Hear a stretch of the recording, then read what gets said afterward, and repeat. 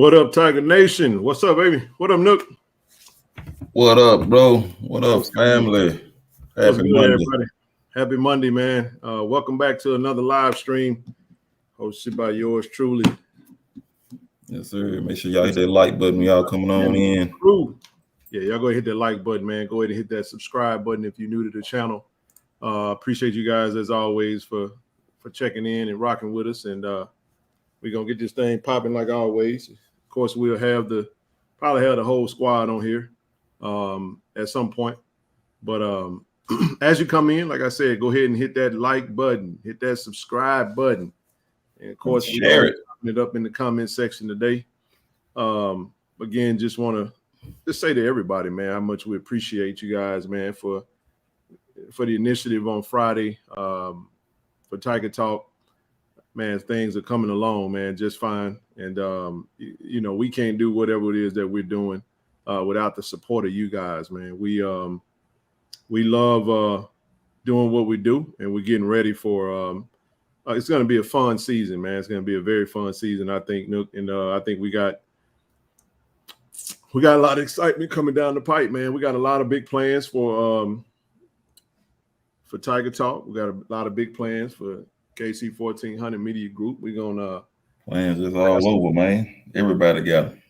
Oh yeah, man. We're gonna have some very exclusive content coming down the pipe on this week. Actually, I'll be tomorrow. I'll have a chance to go over to the University of Southern California, man. So I won't say what it's for because the announcement will be made tomorrow, but it'll be a really good look for Jackson State. And all you have to do is Google the summit, and you will know kind of what's going on. We got some, obviously, it's a, yeah, man. Yeah. Hey, what's happening, Austin? What's happening, baby? Yeah, man. I did. So just so y'all know, I mean, I wanted y'all to see the visual. And Austin, I did this myself. I'm gonna adjust my lighting a little bit more. But like I said, I appreciate you guys for. If you notice that I'm looking here, but this is actually where the camera's at. I'm actually streaming this time from a webcam, and the webcam is the camera that you guys actually helped to purchase for Tiger Talk with the 1400 Club. So I'm in the process of testing a lot of this stuff out. We got a lot coming, man. We showed you guys the backdrop. And thanks, Austin, man. Austin, I called Austin over the weekend. For those that were in the platinum chat with me, they know, man. I spent, man. Let me tell y'all something, man. This was a stressful, long, just grueling. I called Nook about 3 times. I was like, bro. And I'm one brother that tends to, man. I tend to. Here go Toronto. I'm one. What's good, brother? Good too. What's up, fam? How y'all doing, man? Chilling, baby. Chilling, man. Bro. Yeah, man. You know, your boy just kind of got in from church, man. I said I'm gonna come in and holler at the fam. I bypass the gym tonight for a minute. Oh, it's okay, bro. Appreciate you for coming on, man. But hey, listen, I wanted to just display it because I ain't gonna lie to y'all, man. I had a Chromebook. GA, what's good, baby? And man, listen. That ain't real. Y'all talking about this shirt. This shirt, see, I got to go through the evolution of this channel, man. I was just finna say, man, that shirt look a little loose. No, this shirt was this is. Oh yeah, I lost a little weight, man. This shirt look real loose. I'm 15 pounds down now. Y'all see that, boy? I'm coming back. I'm telling y'all, I'm about to get right in Florida, baby. Better come on with it, dog. I'm telling you, boy. I'm almost back. Blue Blossom Classic loading. Yo, man, I'm gonna be around that thing walking with a white beat on. You my motivation. Hey, but for real. This was the first logo that I created for this channel. Because y'all remember, for those that used to rock with it was Ken Clark _1400. But Toronto and I had a really long conversation today. We talked, just chopping it up as brothers, like we always do. I talked to all of my brothers. You know, I talked to Zoe, talked to Nook, talked to Toronto. We family, man. So that's right. Well, we was talking about just the evolution of this channel and how he got started with me and how Nook got started with me. You know what I'm saying? Zoe and everybody. And it's definitely clear. I agree. So I had to invest in it. I broke down. Y'all know I'm a loyal Android guy. But I finally came on over. Me and MacBook, man. I finally crossed over to the dark side. But I gotta say this though about content creation and man, if you're gonna do anything, man, and no, that did not come from any of the donations. So I don't need nobody insinuate that. That came out of my check. And I ain't want to do it. I didn't want to do it, but I needed to do it. I'm gonna tell you why, Toronto. And look, what's up? These fabulous tigers and supporters of this channel, man, blessed us with the ability to go get a camera, right? I go get this camera, man. This camera like a Ferrari, bro. You feel what I'm saying? I get it back. I ain't got the equipment to make it talk, bro. I can't even get I couldn't even download the software. So for anybody that know, if you got a Chromebook, hell, a Chromebook ain't nothing but a glorified just internet browser. That thing worked for what I needed it for because all we were doing, I was just using it to stream. But good Lord have mercy, when you're trying to like do things on a content level, man, it don't give you no capability, no nothing. And then I went, true story, y'all. So I literally spent my entire weekend on this. So y'all just gonna have to let me get this out. I'm gonna get this out, right? All day Saturday, I did this. I'm talking about to the wee hours of the night. Last second, I went into Walmart to go and buy a PC, bro. I bought a laptop. That thing was god awful horrible, man. And I was able to connect the camera. Oh, it was so dark. It was horrible, bro. I was like, I couldn't wait to take that thing back the next day. I took it back to to Walmart, got my money back. And I was like, you know what, bro? I called Austin. I said, bro, man, I'm gonna have to do it, man. I can't, I was obsessing over this because I'm like, man, I know we got this camera and it's something, it's me, it's user error, right? Mm-hmm. Man, when I got that thing, I got this this MacBook home, man, and just the quick download here, quick plug up this, plug up that, boom, shakalaka, boom. I mean, just like this, what you see, and man, I'm like, she said, never buy electronics from a grocery store. There you go. That's just like buying groceries from Walmart to me. So look, this is my point. This ain't even about this. This MacBook was more about, this MacBook is for the 3 guys you see and the 2 people you don't see. It's for myself, Nook, Zoe, and Rochelle, for those that it's for the family. But this camera, y'all, man, this thing here is unbelievable, man. So I'm so excited about what's to come. I'm gonna test that thing out. Austin, you come on up, man, if you can chop it up, man, because I got a lot I want to get into tonight, man. I just wanted to get that little tidbit out the way. The only thing is that on a MacBook, when you scroll up, it go down. Yeah. And then you scroll down, it go up. So I'm gonna take some getting used to. But I got my brother here who's an Apple guy who got an iPhone. So I know every little thing I need help on, he gonna be there for me. And then also Austin. And here's the beautiful thing about what happened and what y'all did for us, man. Austin, ASVP, done switched over to the Sony side. So he done made it to the Sony side, y'all. You know, everybody realizing, what it is. Well, I know I'm late. Come on. I know, Carl. I am. I've been stubborn. I've been stubborn. Tim, what's happening, brother? I have been stubborn, man. So I'm learning. And this thing is unbelievable, man. I gotta if I was doing a review, I would swear by 06. What up? My girl right there, man. I'm still Samsung though. Now, don't get me wrong with Dub T. Hey, I ain't changing my celly. I'm still Droid life over here. But listen, they done made it now to where technology, it talks, both of them talk. You can just download a little app and you can upload everything. I know everybody like to swear by the airdrop and all that type of stuff, but it is what it is. I ain't gonna be airdropping. I'm gonna just be connecting my software. But anyway, enough software talk. My point is, all day Saturday, y'all. All day Saturday. The majority of Sunday, man, I was late for Bible class, man, trying to get out this thing. I kept trying to just, I said, God, you know my heart, man. You know my heart. I'm finna get out of here. But I tried that one last thing, man, and it worked. And then I ran in there and got dressed. I was like, let me get on down this highway. I made it. I did make it. I made it yesterday. Y'all know I ain't trying to miss under no circumstances for no frivolous stuff. But I'm not getting no iPhone, MZ Mac. No. I ain't gonna do that. I ain't gonna do that now.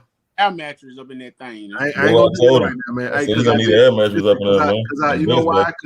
Because I just got me a brand new Droid, man. So I gotta look at this dude right here. Come on up here and gloat. Like you in the office, dog. What's cracking, man? What's going on, people? JG, what's good? Hey, you said you wanted to see it, man. Hey, how I do, bro? That thing's sharp. Hey, man, I only watched like 77 YouTube videos all weekend, man. I was stressing, y'all. I didn't shave. I ain't gonna be real now. All day Saturday, I ain't take no shower. Now I did bathes on Sunday. Yeah, too much, man. No, that ain't too much. I want y'all to understand how I obsessed over this, man. I did, and now don't get me wrong. I'm in my office by myself, man. So I you know, the next day I'm like, dude, I was obsessing over this so bad that I got up. There he is. What up, Zoe? Well, he look beat. He look. You tired, huh, bro? Like, look, hey. But listen, this is what it was. Like, true story, man. But no, finally, this the tech guy right here. Zoe, the tech guy. You know what I'm saying? Austin, you know, the media guy, you know all this stuff, but Austin sent me some videos and hey man, I don't want Israel, no comments of the game in the chat, man. I don't want I'm so far behind right now. I don't want no updates. It is what it is. Let me just stay focused on what we're gonna talk about tonight. Let me just if the Lakers win, I'm gonna go back and watch it when we get done tonight. Just hey, what that was? That was me, my bad. But anyway, I just wanted to say again, thank you, everybody, man. I appreciate and hey, listen, y'all think this was something. This for what Austin sent me his list, y'all.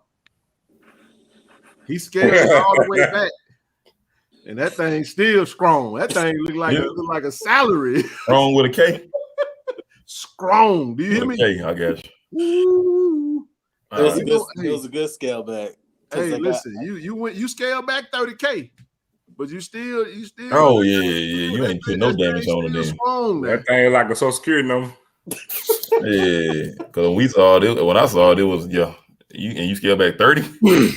He scaled back 30K, bro. Yeah, I looked at the list. I was like, Yee. Hey, child, ain't no food over here, dog. That thing more than a firefighter salary. Ain't no food over here. But he did it. But hey, we're gonna get everything though eventually over time. So I'm gonna be sharing that. So just so y'all know, there's a running tab, and we ain't gotta get on it now. It's a running tab for this equipment that Austin gonna need. So I'm gonna definitely be sharing that with anybody that's willing. Hey, that's the right word. It is running. It's a running tab. Long run. Straight up. Long running tab. But once again, let me do this. I just wanted to hey, hold. Before you do that, since we talking about it's a long running tab, it's a dude that just tweeted and posted Ken Austin in the tweet, and he uploaded the doggone video. I want all of y'all to go look at it. So we talking about running tab, and I want you to see the difference in the quality. Oh yeah, I told him. I said, I know y'all may not want to hear this, but Austin would have did that commercial way better. Hey man, they were bragging on it. I'm gonna tell y'all something. JSU is first class. Everybody in sweat on the last damn seat of the plane, dog. I'm trying to tell you, when we talk about quality, and see, once you go first class, you can't go back to, you know what I'm saying, regular to regular cabin, dog. Yeah. You can't see when you elevate in life, and when you get upgraded in life, you don't want to go back to the back of the plane, dog. Yeah, that video, that dude right there. That's a Spirit airplane row 30. Back of the doggone plane. We flying first class Air Emiratis or air Delta, goddamn. First class. I'm telling you. Yeah. So Yeah, We got go the creme check de it la out. creme. Yeah, just go check out that tweet, Austin last tweet. And he just did it.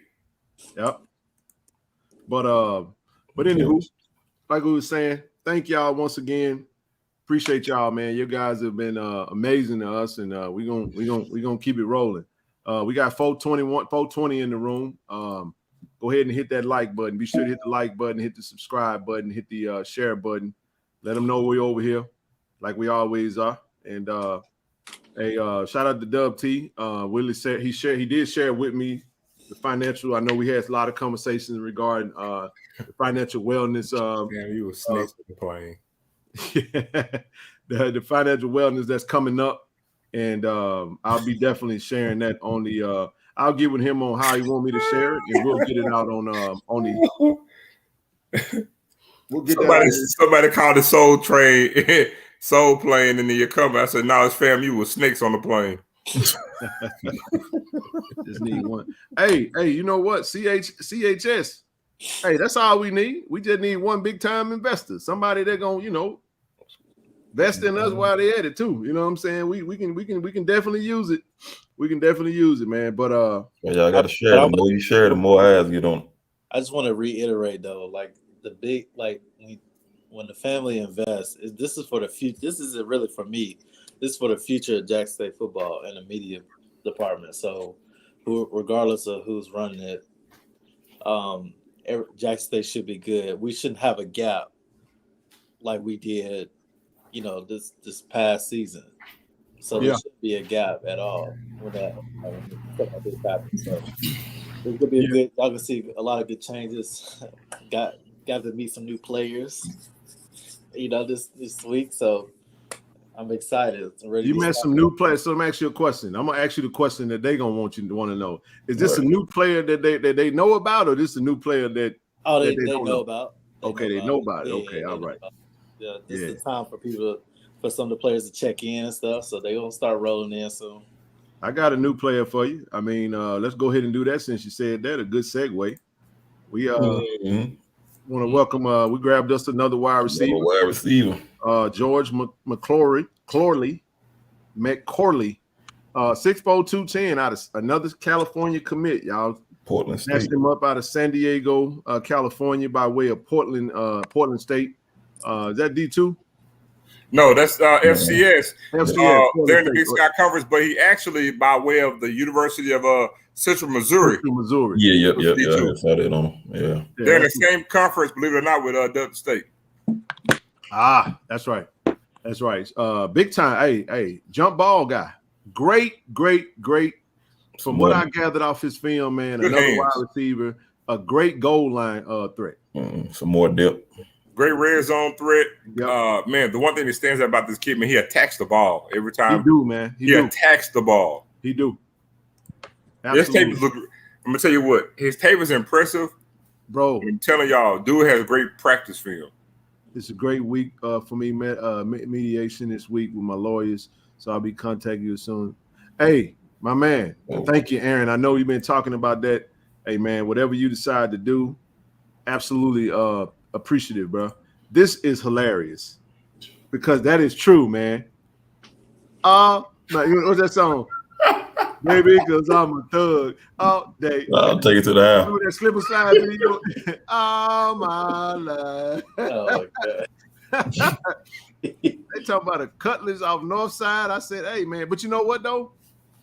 I got to say this. Before Austin came over and started showing us, what good quality content looked like, we would have been like, man, that's dope, man. I'm not gonna poo-poo it. That's why I use the analogy. That is exactly right.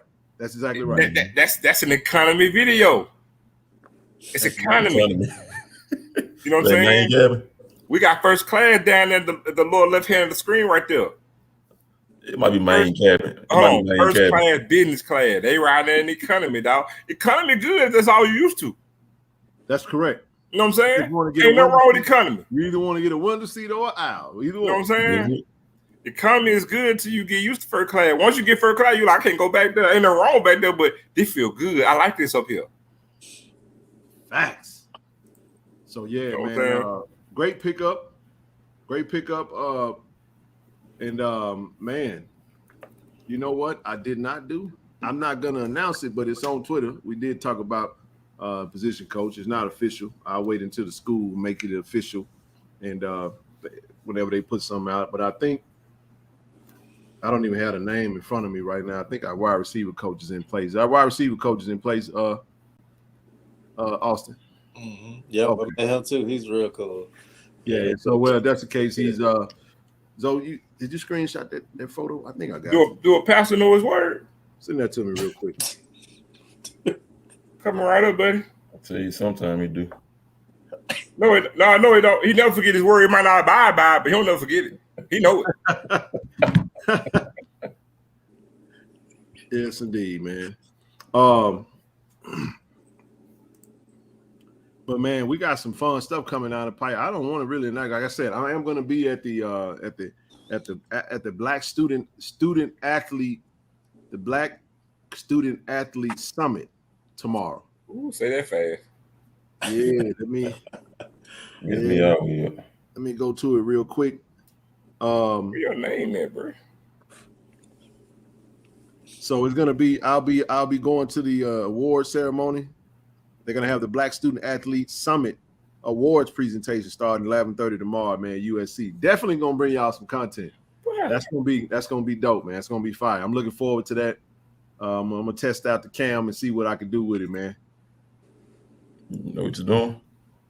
Oh, I know what I'm doing. I just texted to you. Yeah, what about that one? One thing I will say is if I don't, then what I tell you what I will do, I'll put Big AK. on.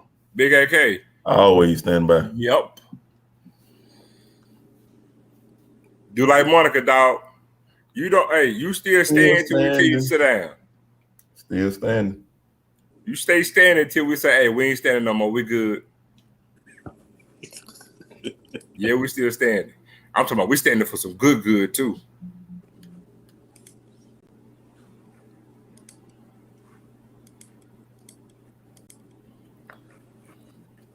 I'm dead serious too. I'm dead serious. We got nice little. Oh, okay.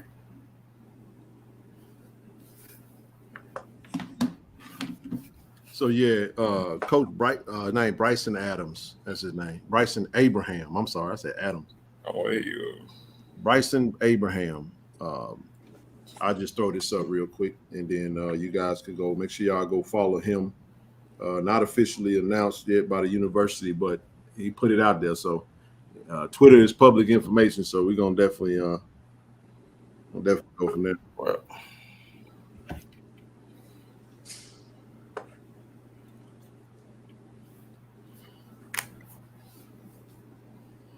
No, I ain't gonna do that, but Never seen it. or something. There we go. Y'all go follow Coach Bryson Abraham.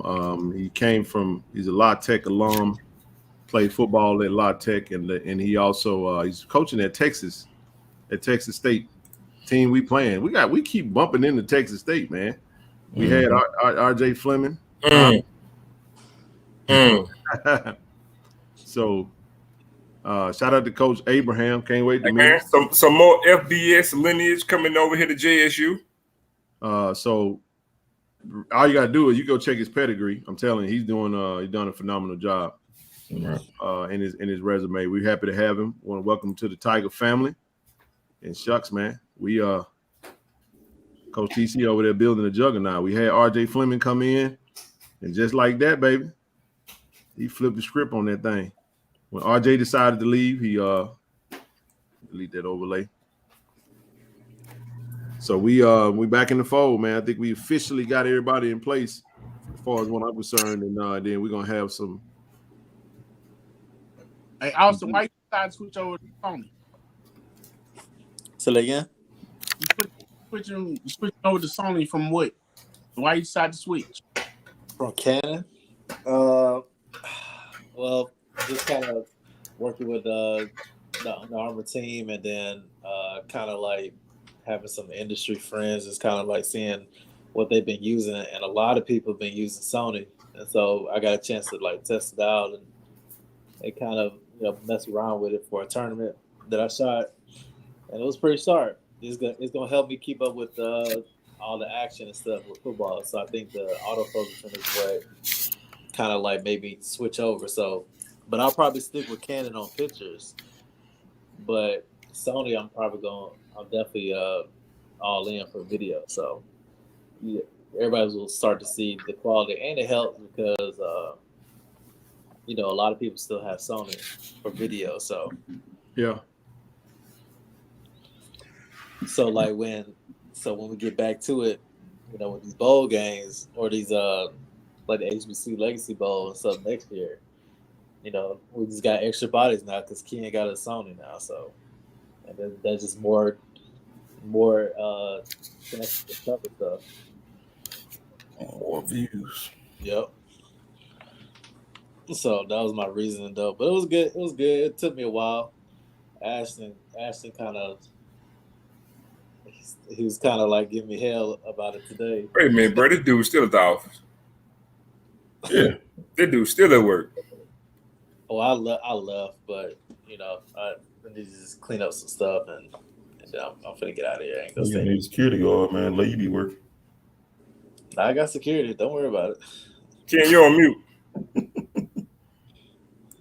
Oh, there we go. Hey, GA said he thinks Sony is better played than Nikon. Nikon and Nikon. Canon. Sony's a better play for video, but I'll still say like Canon and Nikon is for photography. Yeah, shot. You never really hear anybody talk about Nikon, though. Lawrence. My brother right there. What's happening, baby? Welcome to the channel, big dog. Hear me, Austin? Huh? You never really hear anybody talk about Nikon, though. They making some good stuff now, though. Not that it was bad or anything, but they definitely. Nikon was a standard when it came down for pictures, and then that's when Canon kind of like started upgrading their stuff, and then Sony started upgrading their stuff, but they was more video based. So, but I think everybody's competing, but Nikon making a run, but they're still kind of behind, as far as popularity. So, but they still okay. So they're Allegiant. You said what? I said so they're Allegiant Airlines. Not American.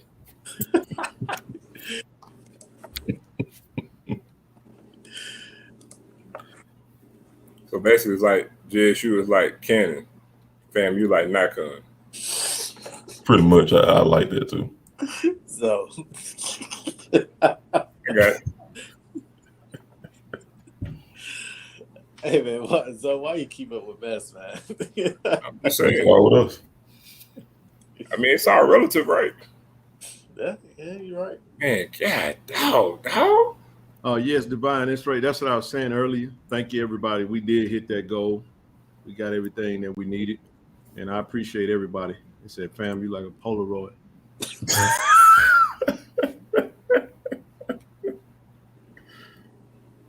Oh my gosh. Kodak disposal. Now, Graham them more like Polaroid. It was, there was the ish way back in the 1970s. Dawson, you think you think there'll be a different ish some footage that you got from both cameras? I mean, you're still gonna use some Canon camera.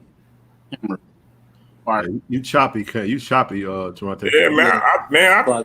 I'm glad it was just me. Sound like J5 over there. Man, I'm talking about, bro. You sound like a you choppy. mixtape, dog. Yeah, I think your signal has. And then you gonna play it like I do it. You messing me up too. No. We're just like a fat pedal with a DJ Screw mixtape. Chopped up the screw. Yeah. Say that one more time, Toronto. So you think it'd be a drop off in the quality if you were to make put? Am I still chopping? No, you good, bro. Go ahead, man. Go ahead. Come on. Go ahead. So if you were to have video from a Canon and a Sony, and you making a video, do you think it'd be much of a drop off or a noticeable difference? Right. Nah, y'all wouldn't know because I did that with the content for the spring game. Because Ashton was shooting with a Sony, and then I was shooting with my camera, and then I mixed it in with Mikey's camera. So he had a FX6, Ashton had a FX3, and then I had a Canon C70. So and I just color graded to the point where like nobody could tell the difference. So only like if you really be editing, you could tell. But like for like just the common person, nah, you won't be able to tell. Hey man, real quick before I'm gonna get through these last little bit. Zoe sent me something, man. I was debating on whether we should even touch on it, but it's football. It's football, college football related. Did y'all see the comments by the coach from Pitt? What he had to say about the overhauling of the roster. I know Prime overhauled this roster. Oh yeah, and this ain't to attack Coach Prime in any way or not. We're not gonna go down that road. I'm gonna stop before we even get started. But I put up the comment. That's what he wound up saying. He was like, when you become a head coach, you inherit that team and you coach that team. If someone wants to leave, that's great. You don't kick them out. I disagree with the whole process. That's not why I got in the game. That's the Pitt coach, Pat Narduzzi. Narduzzi. I'm gonna say this. To me, in my opinion, Narduzzi's tone deaf and he's talking out both sides of his neck. Because if that would be true, if this was 10 years ago, and it's like the way of the world, the way of the college football world, that don't even exist in what he's talking about. So how can you say that when half the team leave? You know what I'm saying? Mm-hmm. So and then you can't have it both ways, bro. So basically, like, okay, yeah, well, if a player leaves, then we work with what's here. You say that, and I'm gonna be honest when I say this too. I hate to go where I'm about to go, but the facts are the facts. He got a longer timeline when he get to a job than what a Coach Prime will have. That's true. That is true. No matter where he go. So that's a lot of times we can't. That's why I say all the time we can't move in society and act like racism don't exist. A black head coach. Matter of fact, I'll tell you what. Marcus, what's the dude in Notre Dame? Freeman. Marcus Freeman. Didn't I tell you like a few days ago? I was like, Freeman had better win this year. No, because we don't get the same timeline or the same coupon to coach as they do. That's just a fact. Right. And we gotta win. We're not held. We're held to the same standard with an asterisk by it. Because we both gotta win. We don't have the same timetable. Right. And it's across all sports. It ain't just college football. It's NFL football. It's dang on NBA. Excuse me. It's everything. Mm-hmm. And my dudes, you can sit there and say, okay, you know what? I'm gonna sit here and I'm going to I got 10 guys who want to leave, fine, they can leave, and I'll bring some other guys in here. But Prime can't, or any other black coach can't do that. Because Narduzzi's gonna get a free year or two, depending on where he's at, to where he can do that. So I'm saying, miss me with that, dog. Yeah, you can't have it both ways. And let's keep it a book. Prime is an easy target. Number one, a lot of people don't like Prime because of his arrogance. That's why he always says, "Don't let my confidence, offend your insecurity." Right. But a lot of coaches don't like him because, let's keep it a buck too. Prime is shaking up the apple cart when it comes to coaching on the FBS level, because everything he's doing is different. He's shaking the apple cart, and they don't like that because guess what? If Prime is ultra successful, it's going to make things a little bit different and uncomfortable for a lot of them. And they don't want that. So it is what it is. Yeah. So he can say that crap if you got some white coaches out here doing it and things weren't what they were. Prime got to do what he got to do. Period. Well, I mean, he really ain't done nothing wrong. You know what I'm saying? He played within the rules. I mean, the reality of the matter is that it's the rules are what they are. I mean, he has every right to do what he's doing. And I mean, If it wasn't, it wouldn't be in this situation because back in the day, it used to be you transfer, you had to sit a year, but now transfer portal has changed the game. But it's definitely. I might say Dion ain't stupid. He came in, pumped circumstance. Expectation to win. Now he's overpromised. Yeah, it's true. That's true. Definitely got to win now. It ain't no ifs, ands, or buts about it. You got to get in there and win. So it's almost like by any means necessary. And I think the thing that it heats up his seat a little bit more is that if he don't win, you do all that overturn, you overhaul it. There is some truth to what the Narduzzi said in the sense of like you got to develop your players, you got to coach them, right? At the end of the day, a coach got to coach every coach want their own players. Now you have the autonomy and the rules are in place to allow you to get to what you're doing a whole lot fast because that's the same thing we doing. And another thing too. If it wasn't Prime, because even if Prime wasn't as loquacious as he is, he's still Prime. You see what I'm saying? He has a standard within himself that he got to stand by because it's prime time. Right. And so a lot of coaches are intimidated by that. You see what I'm saying? So even if you add to the fact that what he's done at Jackson State, what he could potentially do at Colorado, and then you got to look at, for example, Prime is still doing something. Prime has pulled the curtain back. No coaches like what he's doing because he's pulled the curtains back to bring you into his program, just like it's Hard Knocks.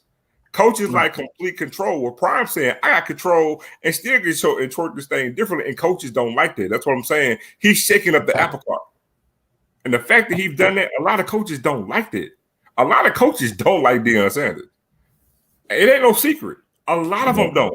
A lot of them really, really hope that he fails. Because the moment that he wins, I'm telling you, it's going to provoke more more players or former players in the NFL that want to get in on this. Right. I'm telling you, because at the end of the day, all sports, no matter what, is what? Copycats. If one thing is really starting to turn to get some work, you're going to have other people that's going to do it. Now I'm talking about former players. They won't be black. Let's not get it misunderstood. We're not about to have an influx of all these black coaches coming in on the FBS level. That ain't happening. Hell, because it's not even happening on the NFL level. Right. But a lot of these coaches who don't have no experience, you won't have your what's your guy at USC? You won't have these guys who never played, got the shortcut to coaches, moving up that ladder, getting jobs they really ain't got no business getting because they don't have no experience. You're going to start to have former players. They're going to probably be a different race or mostly white, but you're going to have former NFL players coming here getting these spots now. And I'm telling you, it's going to shake up the apple cart.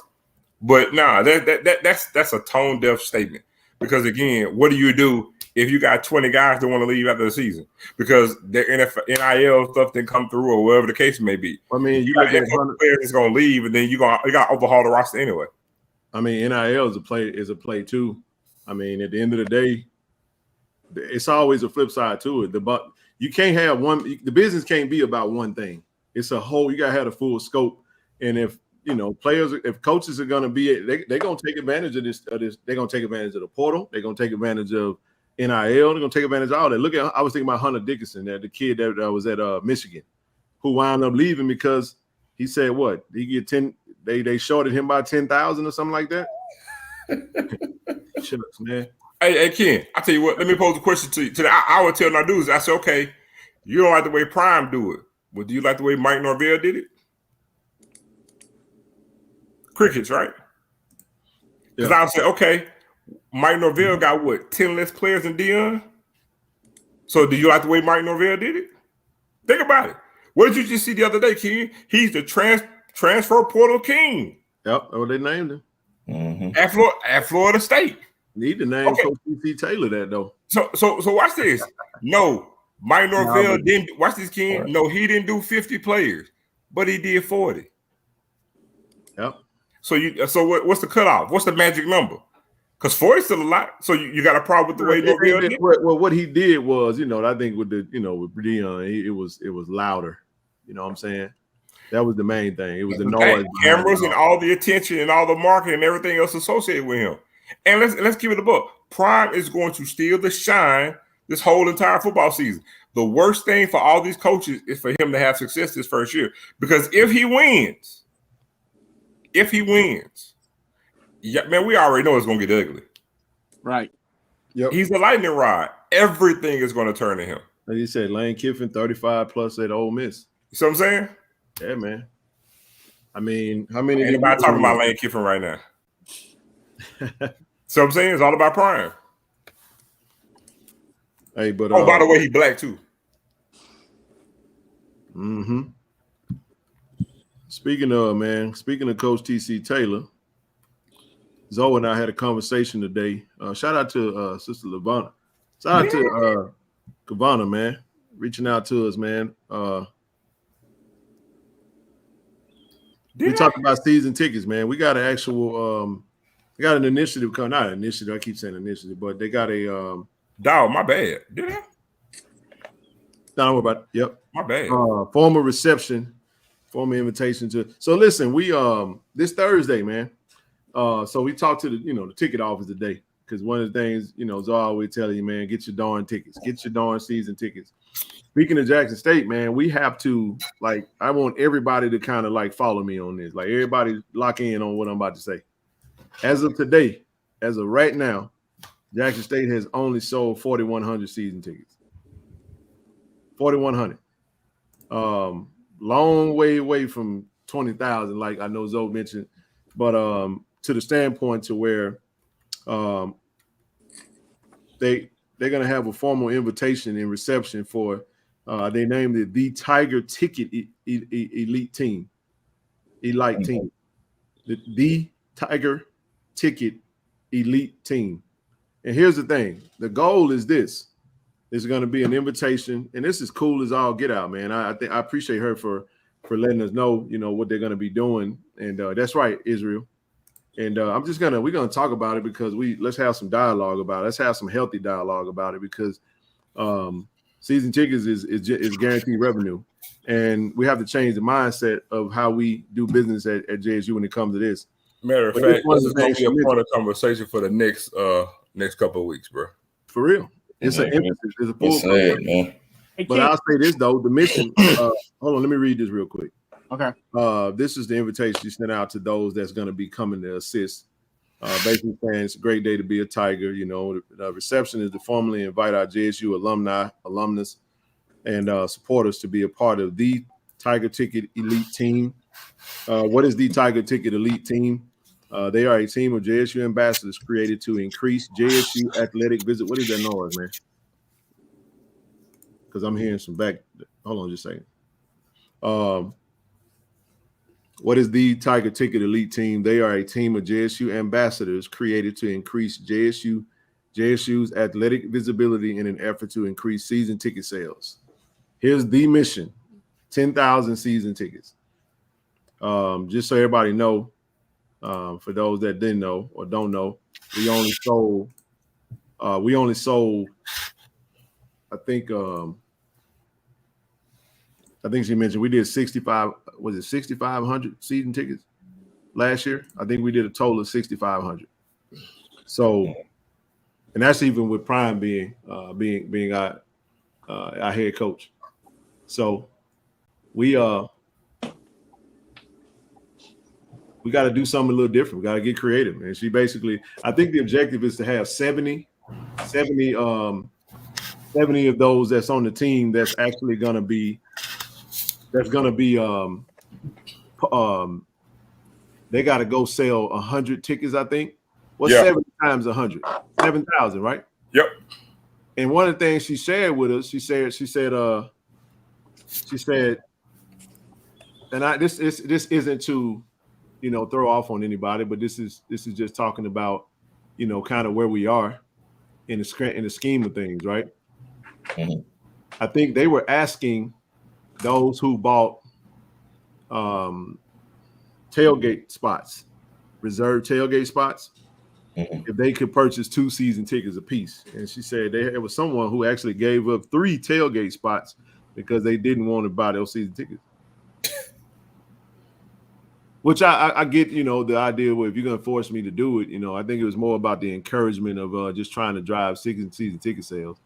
And you got to ask yourself, how are we averaging 40,000 fans? So that means what we're doing is we're actually we have a base that like likes to walk up and buy tickets. Yep. And that's just something to think about. Now it's going to be 4 home games, but this year you're going to get homecoming, which is going to be Alabama State. Then you're going to get Alcorn, which is going to be obviously the Soul Bowl. But you got the first game, obviously. I mean, you're talking about a season ticket package of $110, and it makes sense. And then even if you don't go to every game, I mean, those tickets can be utilized, man. So consider it a donation or however you want to look at it, man. The objective is to increase revenue, guarantee sales, and just and get our number, man. So when we talk about things like, oh, you know, a new stadium and all this and that type stuff, we got to be real. Got to be realistic, man. We can't. We sound idiotic. Yeah. This is the type of data that you look at when you start factoring that type of stuff in. You know, we need a 50,000 seat stadium for that one game that we're gonna drop 50,000 to. But yeah, we don't care that, you know, we only get 4,000 season tickets sold. We're gonna get 50,000 in there for that one game. That ain't how it work, bro. You need, I'm gonna talk like all my ladies in here. We need consistency. The woman said we need consistency. Right. We need them guarantees, bro. We need that money on the front end. You know what I'm saying? So if it's real, you're gonna show that it's real. We need season tickets sold. We need guarantees, bro. Absolutely. We can't deal in a maybe. Prime example. Why wouldn't you want to do? Go ahead. And I'm gonna say this too. We are the most excuse-giving people I've ever seen in my life. I'm gonna go back to the spring game. There is no excuse for us not to have it at the bare minimum of 10,000 fans at that spring game. No excuse. Really should be doing 20. You know what I'm saying? But we want to, it's the rain. It didn't even rain at the stadium at all. Not a single drop. All right. Everybody here was there. Not one. Do y'all think there's a situation where, well, I don't want to use the word, well, they don't trust? You know, we like to see stuff. I mean, I hear what you're saying, but I don't think that is just. That's hold on. Let me ask you that question. I mean, hold on. Because see, your question is a valid question, but even the way that you're lining the question up, it's an excuse. And see, that's what we do. It's a new day, bro. But this is the question, though. Hold on. I'm confused about the question. Hold on.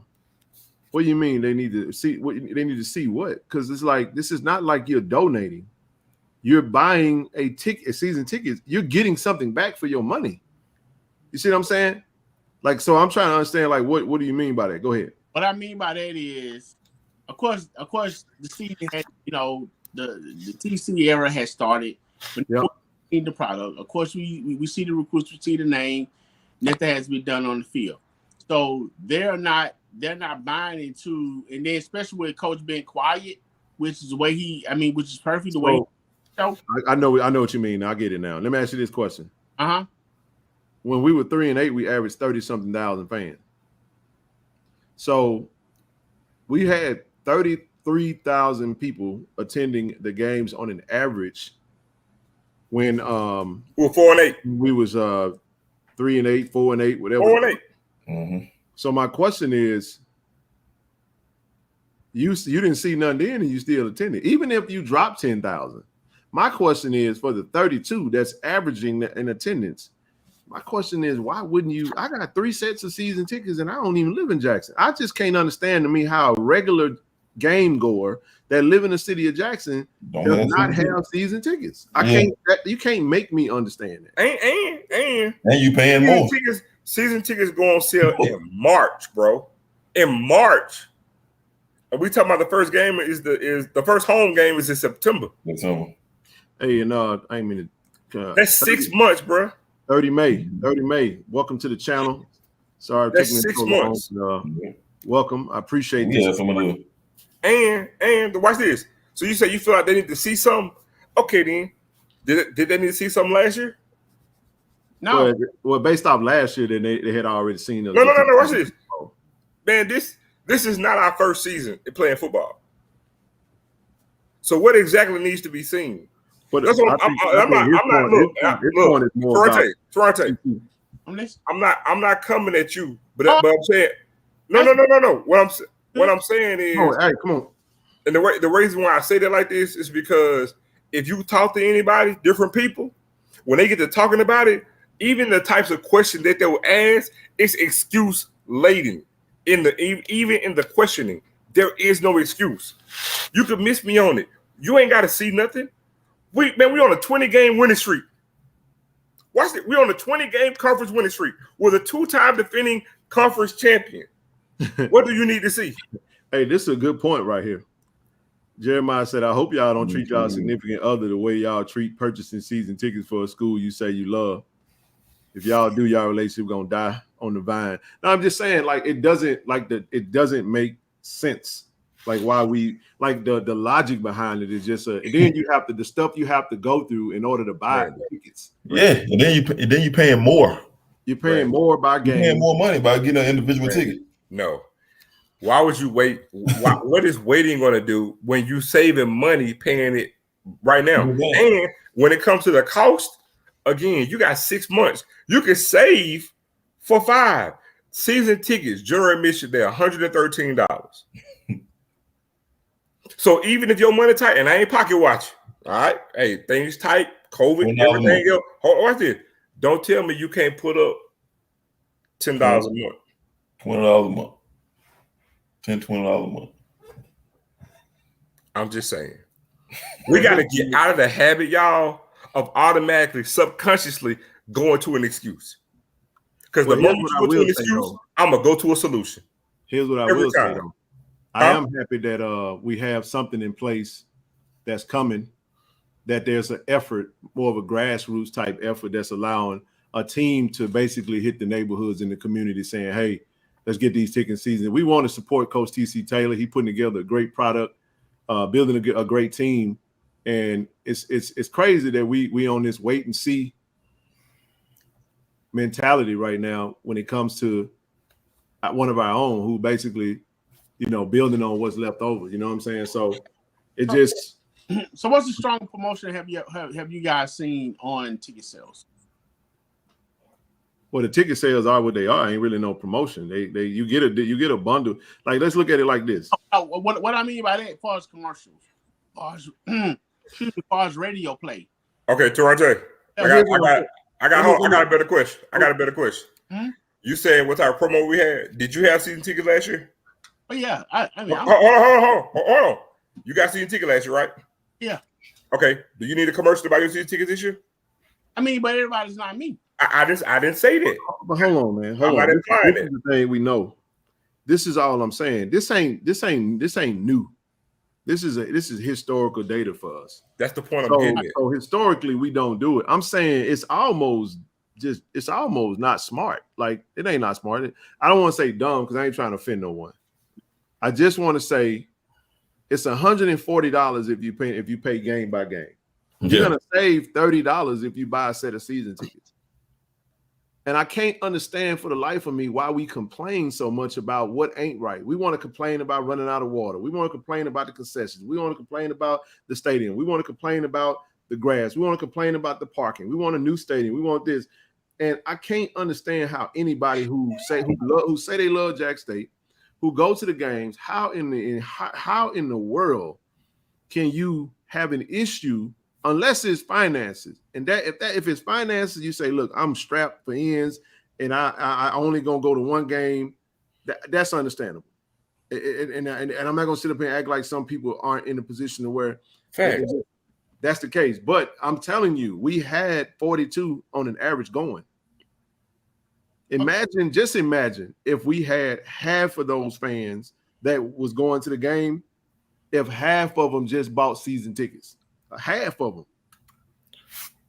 Yeah. So what I'm saying is that what we're doing, Israel, that's fine. That's why we're putting that team together. That team is actually going to be is being the whole purpose of it, so they can go grassroots. Because I'm just trying to understand. We own 3 times a week, and we've been talking about it.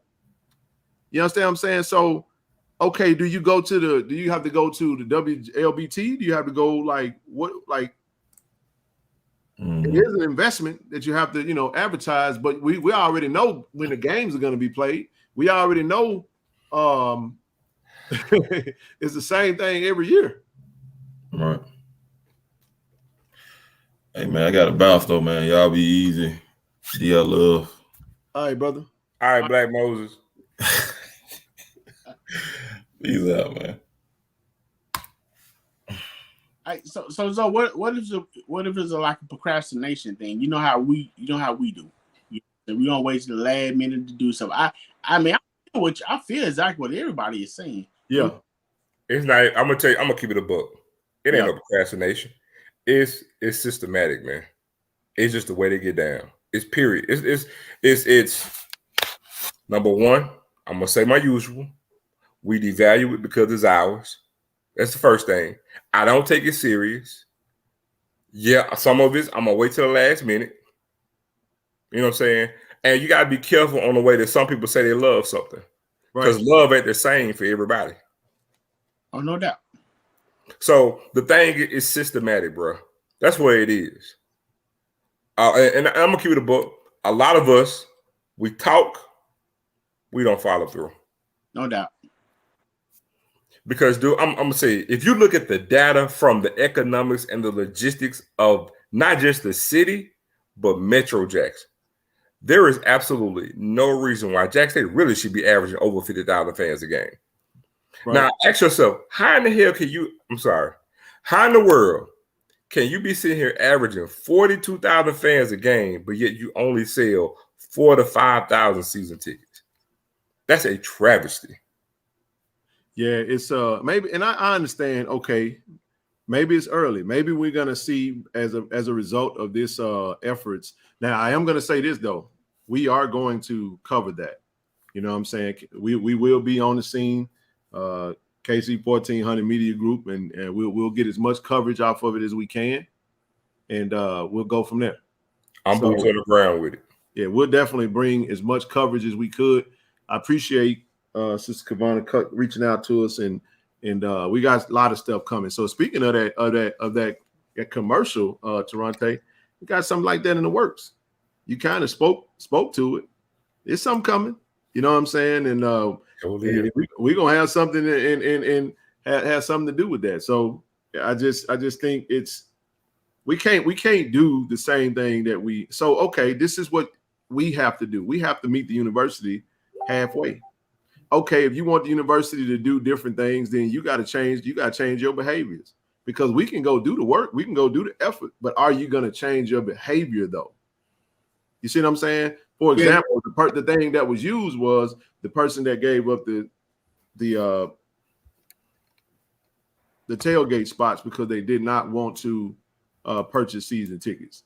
You understand what I'm saying? So I can't really say, but it just come down to a personal thing, man. But I can't see how you're going to the game anyway. And here's the thing, man. Majority of the fans Jack State are in Metro Jackson.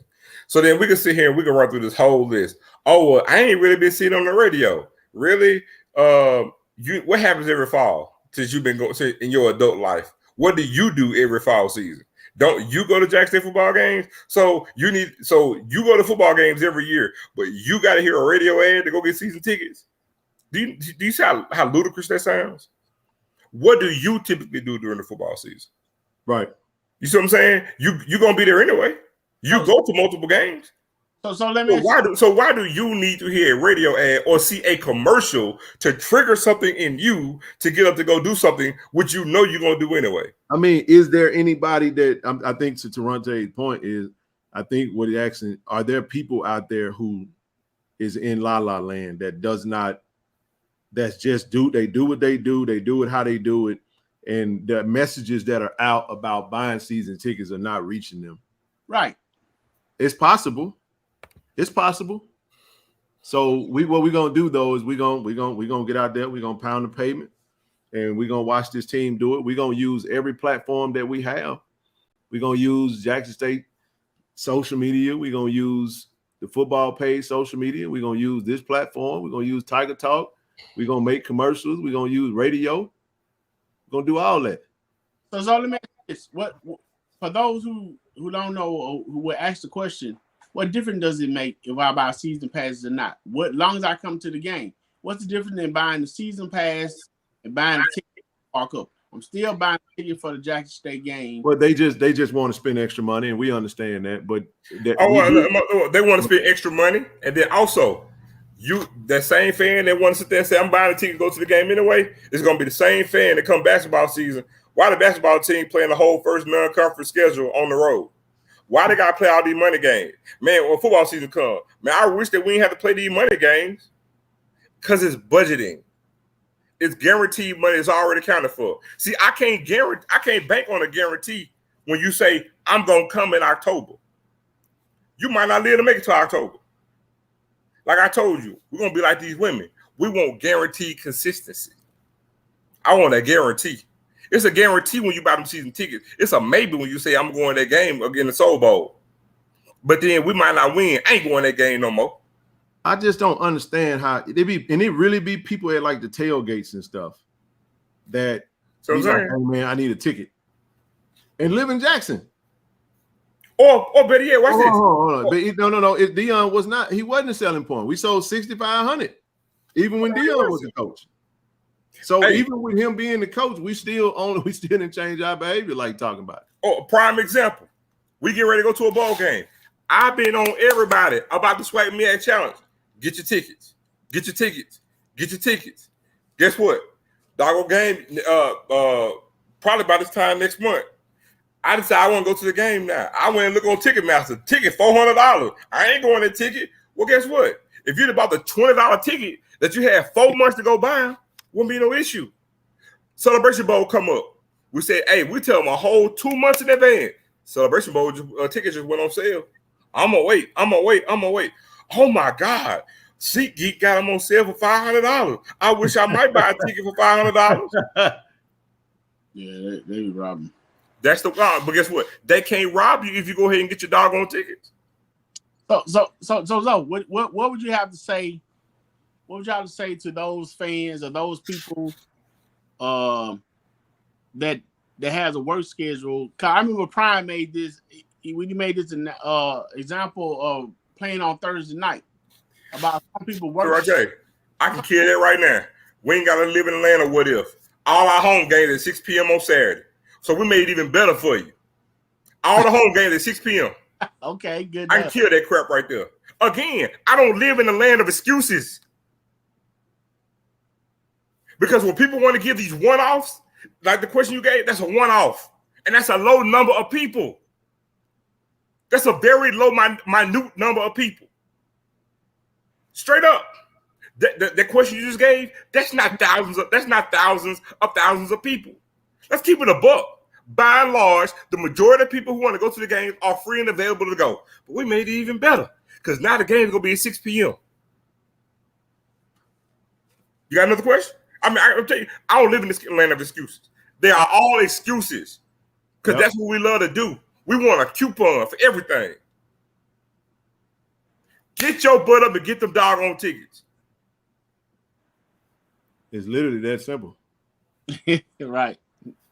Homecoming is going to be the same time it always is, Janesville. Homecoming is going to be like at 2 o'clock, but all the other games going to be at 6 p.m. Right. I mean, I ain't nowhere in the world you going to catch me walking up to no gate standing no line for no ticket when all I got to do is go on. And then be complaining about the long lines. But you the go dog. online, buy the tickets. And but then, you the fool that want to wait.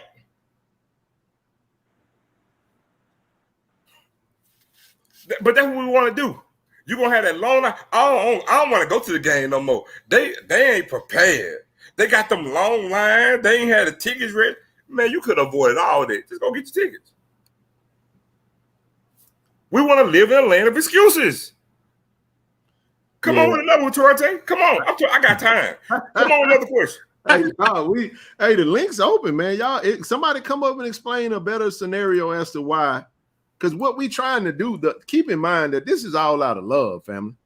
This is about changing behaviors and changing the culture of how we do what we do.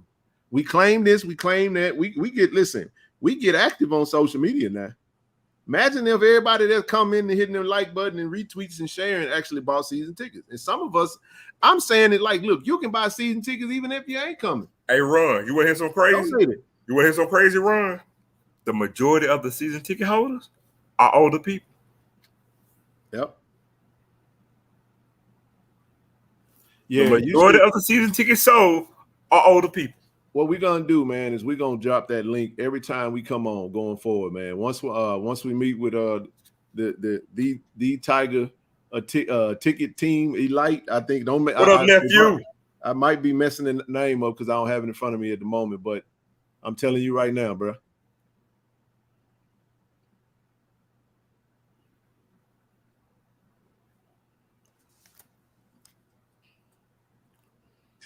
Y'all, we got to be better than this, man. I'm serious. We got to be to a man. You got to look in the mirror, man.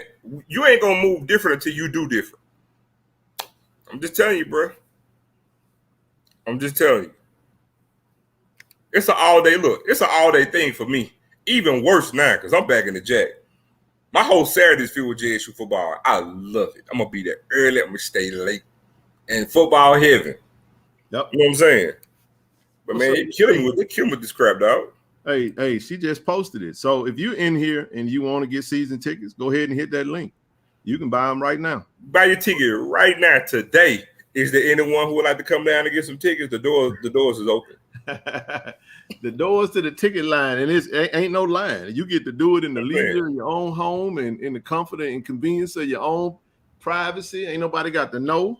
And if we get one, will there be another? Yeah.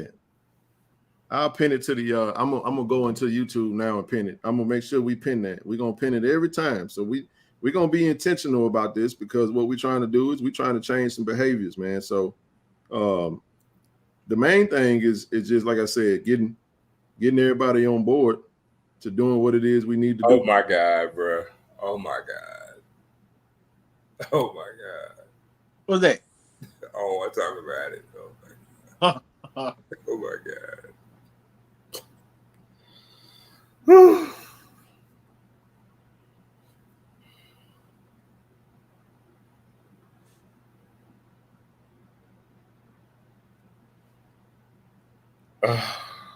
Oh, Jesus. Why, Lord? Why?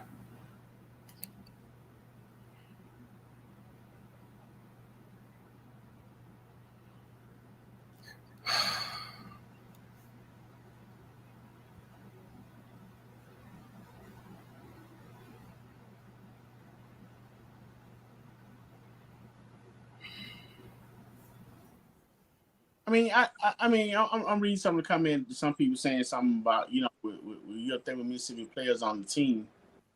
Yeah, man, for sure. I think the sales are gonna go up. We unfortunately we procrastinators, and then everybody story is different. Unfortunately we procrastinate. Oh, Jesus. My night is ruined. What are you talking about, the Lakers? I don't want to talk about it. Man, I already knew the Lakers were gonna lose. You ain't trust me. I wasn't worried about it one bit. Nuggets got a better team, bro. Basketball is basketball, man. Oh well. Man, get your tickets, bro. Get your tickets. And the crazy thing about it is, if you don't sit here and you can't even pay for it in full, man, you can buy your tickets on Afterpay and Affirm and Zip Pay. Ain't no excuse. Ain't no excuse, bro.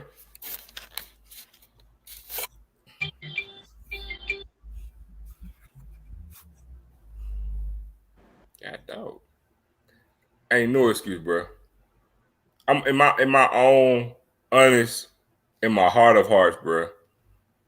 Jack State should be getting about 20 to 25,000 season tickets sold every year. I'm dead serious. That's not hyperbole. That's not pie in the sky. That's easily doable here. Easily doable. I mean, to be honest, we probably could easily do 30. And I'm not even talking about Metro Jackson. I'm talking about just the city of Jackson alone. It is ridiculous. You can use PayPal too. PayPal got 4 installments. And you could buy them in March, bro? Ain't no excuse. So they can miss me with all the. I need a radio spot. I ain't seen no commercials. I ain't heard nothing. Man, when Jack's their first game? No, They don't even think that. I don't need to watch the recording of the game. I've seen enough of it, bro. I know basketball, bro. I've been playing basketball my whole life, man. I'm gonna say the same thing. Real quick. I know the Lakers lost. It's all good, but let me tell y'all something. And this is, I don't need nobody to tell me about basketball. I've been playing it since I was knee high to a grasshopper. It's about matchups. I think what wound up happening was that getting past the Warriors was an emotional overcome. They overcame a hump, and I think the Warriors took a major chunk out of the Lakers, man. And then the Denver Nuggets are much more hungrier. They got a better team. This team is better top to bottom. Keep in mind, this team beat KD and Devin Booker like it wasn't nobody, no problem. Now, they won 2 games. It don't make no difference, but Bron in year 40. I just looked at the last play. I'm like, shit, that's good defense. Pardon me on the profanity, but that's good defense. Joker making weird shots, throwing it behind his head. Hey, man, that's how it falls sometimes. So now we can move on, and it is what it is. Bron don't need more help. Bron is old, man. And y'all got to understand something. That man is 38 in year 20. At some point, he going to leave, man. So Melo retired today. For shout out to all the Melo fans out there. And it don't make no difference, bro. Like everybody one thing I don't like about sports right now is I'm done. One thing I don't like about sports, and I'm saying this for real because it is Bron was done after he won that last ring. Everything else has been injuries. They actually overachieved. What they started though, 2-13, 2-12. It ain't many teams that start 2-12 and conference final. Get in the play-in. They did a play-in and then they worked their way all the way to the conference finals. I mean, you don't lose 4 straight games to a team if that team ain't better than you. And your 2 best players is averaging 40 minutes a game. So, I got people that be trolling about Bron. Bron's legacy been cemented years ago. This is what you call lanyard. Let me tell y'all something. Brandy. It does not matter. It don't make no difference what you do. You know what I'm saying? Like, this is all I'm saying. Like, if you don't like the dude, you ain't gonna like him ever. If you love him, you're gonna love him regardless. I ain't never heard nobody change nobody's mind about a debate, though. But when it come down to basketball, all I gotta say is this right here. Nikola Jokic is one of the most unique players you've ever seen because you don't usually get that type of activity from the center position. When you got a center bring the ball up the court, they can shoot, pass, and do everything, and then they hungrier, man. So it is what it is, man. Season over. I just want Bron to go and play with Bronny in 2 years from now, and then he can retire, and then we ain't got to have no more debates. I'm gonna say this on ticket, and I'm move on because I'm done with it for the day. But this ain't over. We finna have a push on these season tickets. But I'm gonna use this analogy. Oh no, we back on season tickets. Anyway. I'm gonna use this analogy, right? Hey man, we have 4 seasons every year. You've been having them since the moment you were born. You learn what all 4 seasons are: summer, fall, winter, spring. Right? So then, when winter comes. Do you need to hear a radio commercial or anything to know you need to buy you a darn coat for winter? Do you? I'm to everybody asking me a question. Do you know when winter comes? Do you need to hear a commercial for you to want to go buy a coat? You know you need one, right? But I bet you what? The first winter, it's chilly out here. It's cold. So you're going to go get you a doggone coat. And then you know what else? If you ain't got one, you're going to say, oh, you know what? I need to give me a coat because next year, I'm going to give me a coat when spring roll around because the coat's going to be on sale because I'm going to prepare for the next winter. But that's all a necessity. We got to have it. Really? Here's what I think we should do. Hold on, Tuarte. We understand it's a necessity. It's the thought process, though. It's so what went over your head? Preparedness. Oh no doubt. I so the fact is prepare. So you got the capability to do it. Yeah. Okay then. What Perry Mason say? I rest my case. That means you had the ability to prepare. We just choose not to. I like Granny. So Granny Ann, to your point, she said it's all young bloods that aren't purchasing season tickets. They don't seem to understand the importance of purchasing season tickets. I told him, hey, but hold on. This is what I'm saying. Like this is also, but this is also the I'm in the same. middle. This is also the I'm in the same age group that spends way more money anyway. So anybody who has something to say about, oh yeah, I had my partner on Facebook literally post about LeBron every day, and he LeBron hater. He been doing it for years. And like I told everybody, I said, man, let me tell y'all something. I stopped debating LeBron in 2020. I hadn't had a LeBron debate since the bubble. It was over with for me. He the last person left from the 2003 draft class. So I just would say it like this right here, man. He's a generational talent, one of the greatest players we've ever seen. I just so happen to be fortunate that my two favorite players is Michael Jordan and LeBron James. I don't compare them. They 1A, 1B, however y'all want to look at it. What up, Blue?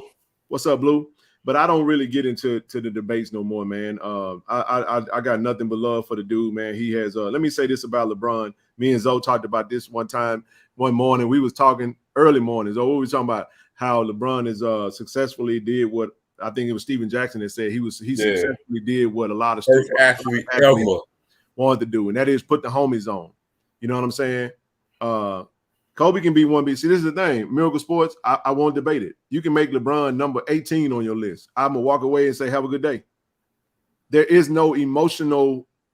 I don't get triggered by that anymore because I realize that people feel how they feel. I'm a basketball player, and I know the game. I love LeBron because of the way he plays the game. Now, if he made that pass tonight and one of his teammates missed it, the internet going to kill him. But what I just saw is him go to the hole. Murray had his hand on the ball, and Aaron Gordon blocked it. Man, it's good defense, bro. You got to – and this is the problem with Anthony Davis. And I'm not blaming Anthony Davis. This is the problem with not playing a true center. I know he don't want to play center because he always say he want to play power forward. They got Nikola Jokic at center. They got Aaron Gordon at the 4, and they got Michael Porter. Michael Porter at the 3. 6'10", 7'1". 7 foot. And you trying to play, I'm just saying, these dudes are and all three of them can handle the rock. So, you know, it is what it is. It's over with. I think a better storyline is really Jamal Murray, who persevered through a lot of injuries to come back. And the kid is a baller, man. So, hey, listen, when you see good basketball, you got a champion. So at this point, you get the Miami Heat versus the Nuggets. Like Zoe said today, hey, that's still gonna be a good finals. I'm gonna watch it. Surely. And guess what? I get to watch this with no emotions, no dog in the fight. I just want to watch good basketball, see competition. And you can't stop a player when it's somebody else's time. Everybody has their season. LeBron had his time, man. He's no longer the best player in the league. He's still in year 20. The man averaged 26, 8, and 8. It's still impressive as all. Get out to me. Yep. We'll never see another player ever. I don't know if we ever see another player, a generational talent like that, and I don't really care if we do.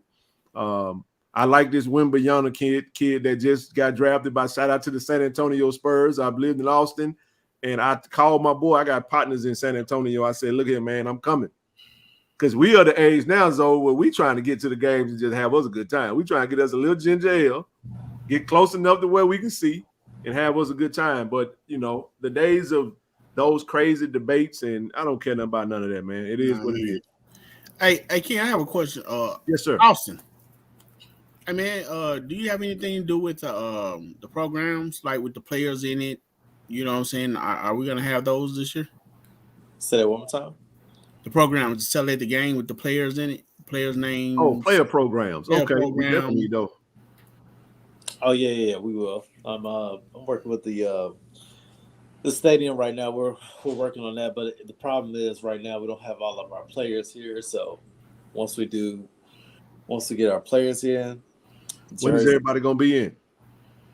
Monday, Okay. and then we'll get another wave. Rest of the players will come in and try to get in. So, but we're really still waiting on the new jerseys because we kind of want to showcase that, you know. So that's the biggest thing. The new jerseys. When you talking about showcasing like the uniforms. Mm-hmm. So when are you looking to do a uniform reveal? Like no. I'm saying how soon are you looking at doing? I'm trying to be home for it. I'm trying to let me know. I'm trying to figure out what travels around this John. When is hold on one second. I don't want to speak too soon. Hold on 1 second. Yeah, rough hand like birds, man, baby. Ty B, yeah, you're right. The SID usually does handle that, but he does work directly under the SID. So, yeah, so it's kind of a tight window. It just really everything really depends on when those uniforms come in. Because once they get in, we kind of like showcase that. But we'll depend on the time frame. I think we got plenty of time to do that. But I really do. I feel like they want to use the new stuff that we got. he says, "What's up, bro?" That's a great point. Hey. Oh, we just didn't got all of them. I about to say they got some of them. Yeah, man. Yeah. That's right. We want to do it all at once, you know. I got you. I know I'm a speaking of that, I ain't mean to this real quick off subject. I know I'm gonna cry when he definitely retire. I'm gonna shed a tear. I know I am. For all you Kobe fans, it was when Kobe was being appreciated when he was going around. That was an emotional year, man. You know what I'm saying? Then the last game dropping 60. I ain't gonna lie, man. I watched that Melo video this morning, and I felt myself getting a little choked up, man. And I think what it was because of his son that's coming, man. Because I think Kylan is gonna be a star, bro. Kylan Anthony is gonna be a star. Now I ain't gonna say he's gonna be his daddy, but I'm gonna say he's gonna be a star. I think it's the past down the generation, you know what I'm saying, for me. You know, we're going into a different era. We don't know these young players like we just getting old. Yeah, that's what I'm saying. So you know, so that's how you feel, you know, with that. But one thing I'm glad Kobe did, you know, stay with the same team the whole time. So that's unheard of, bro. I mean, well, exactly. We got the Spurs, and he had a chance to leave, and he elected to stay. But anyway, rest in peace to the Mamba, and it is what it is, man. But back to the ticket, it's Cayenne. I said Kylan, my bad. I'm doing Richie. It's Cayenne Anthony.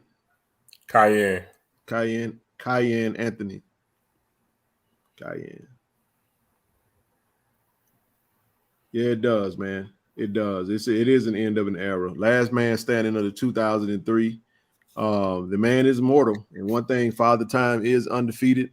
I keep trying to tell people, I've been saying this for the longest, when you find yourself playing 5 more minutes a game than you've been used to playing all season, and you in year 20, your recovery time is way longer than it takes to.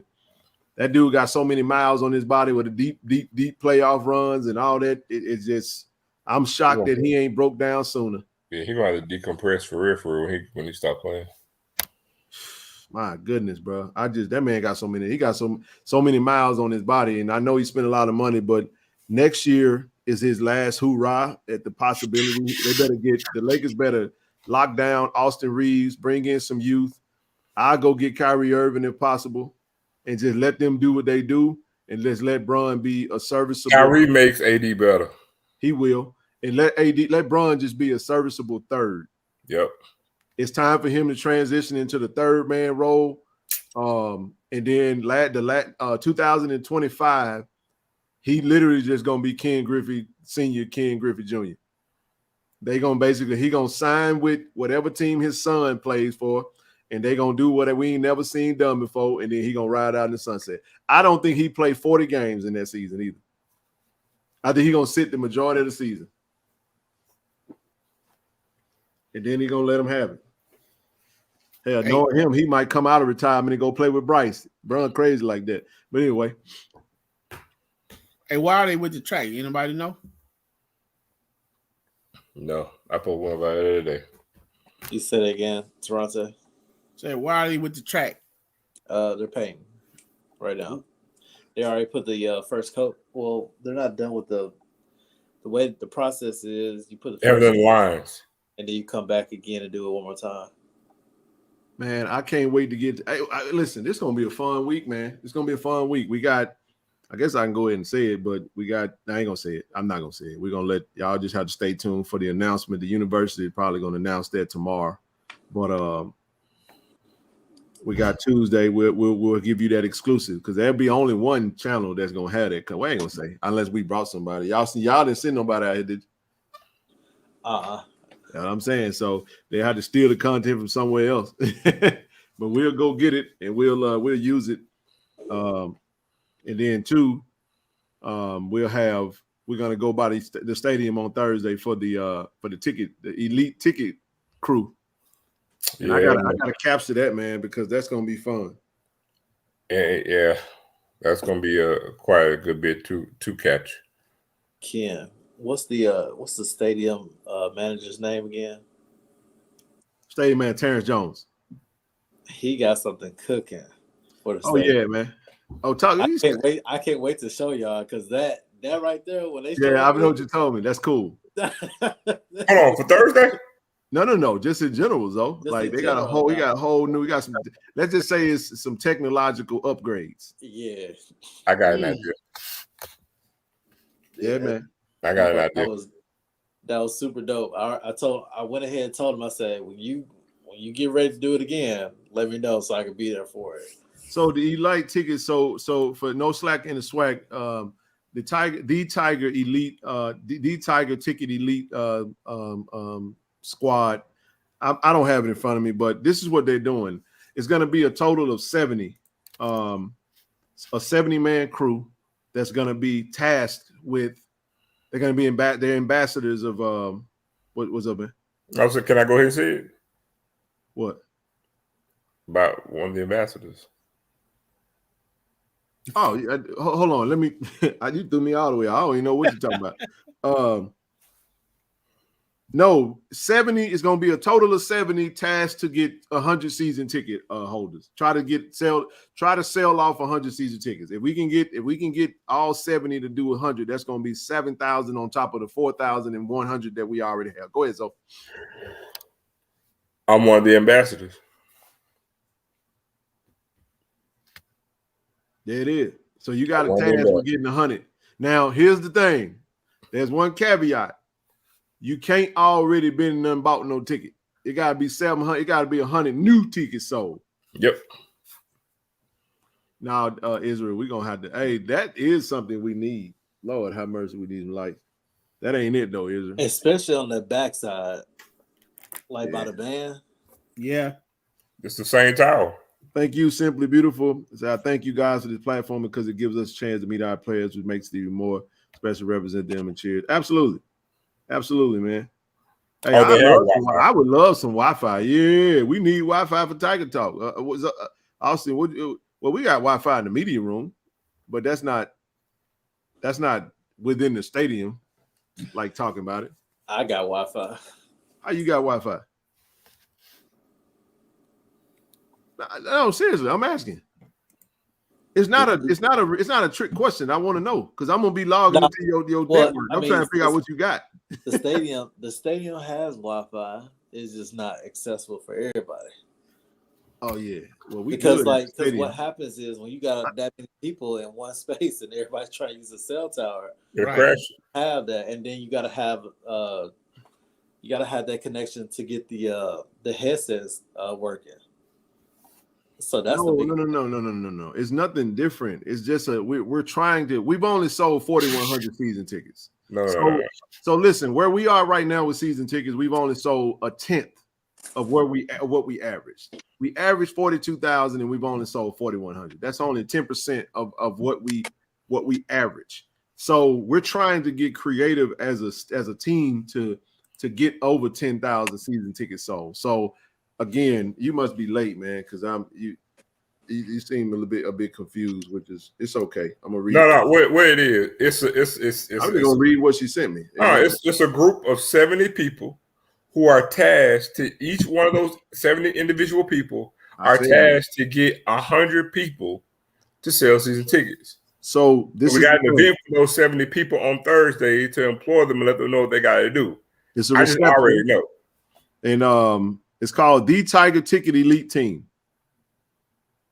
Is it elite or is it elite? It's elite. I'm saying elite. Yeah, it is elite. They say elite. Some people say the elite. They do say that. I'm telling you, it's not even. Really? Trust me, bro. I've heard. That. Yes, What is the Tiger Ticket Elite Team? They are a team of JSU ambassadors created to increase JSU athletic visibility in efforts to increase season ticket sales. The mission, 10,000 season tickets.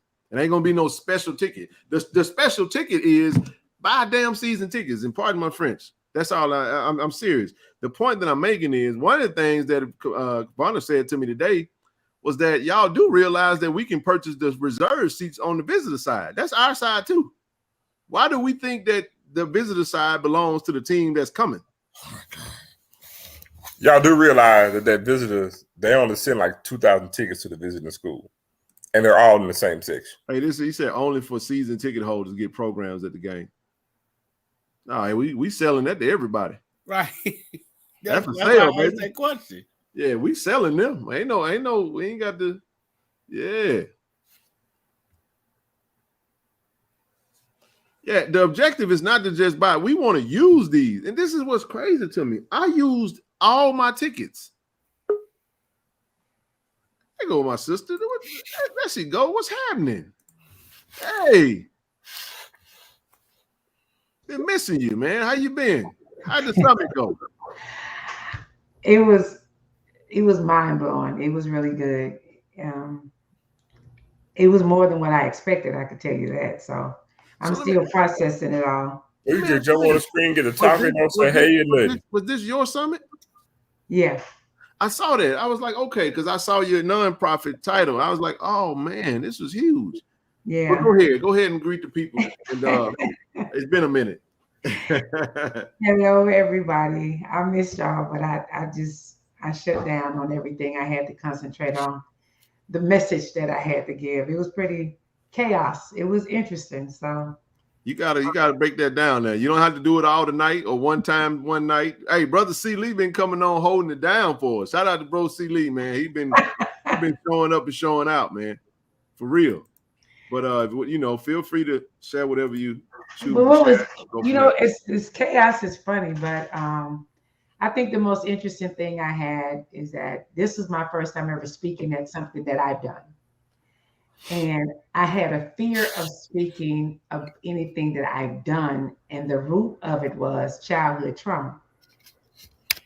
But it was a young lady there with her mother. She was 15. And her mother came after the summit and actually broke down and cried and hugged me. Is that 2 months ago, the young girl's father committed suicide.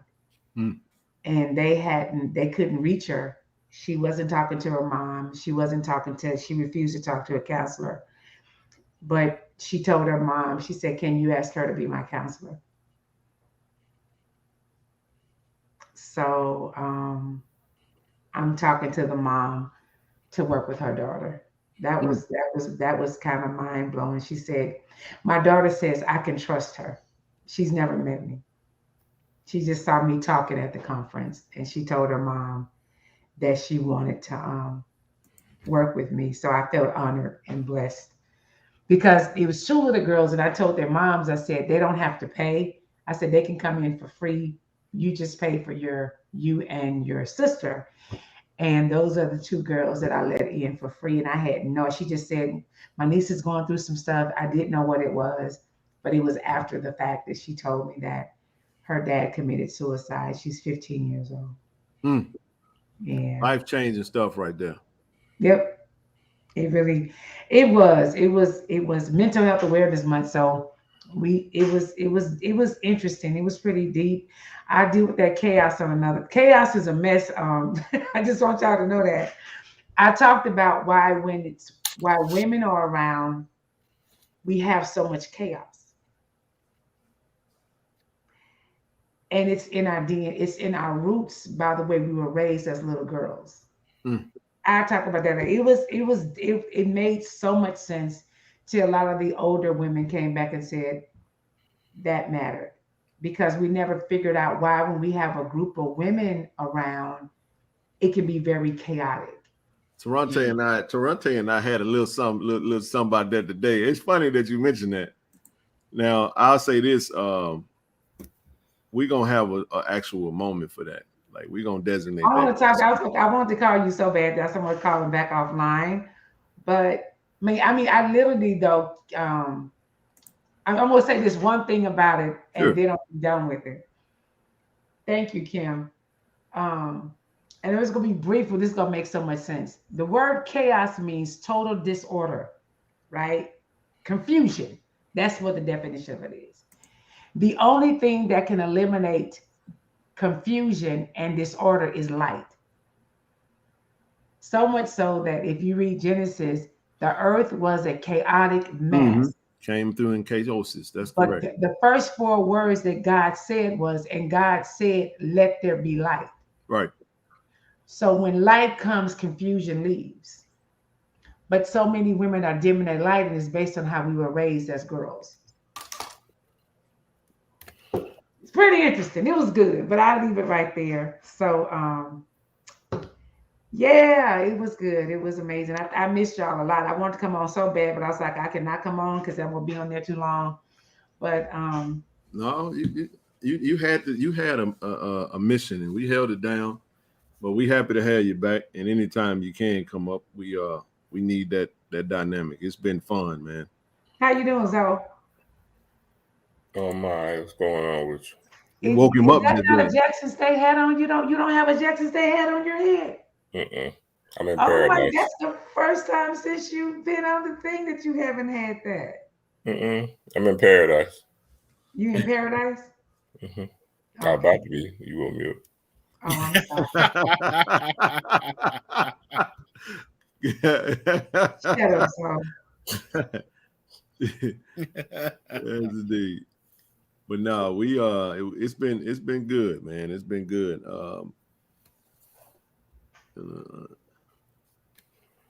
I've been seeing the people we got. I mean, are we done yet? Done with what? Are we still standing by? Oh yeah. We still got some more. Yeah. My name Joe, and I want some more.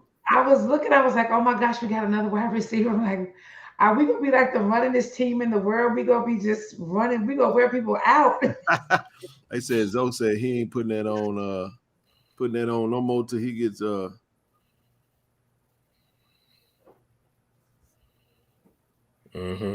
How many season tickets have been purchased?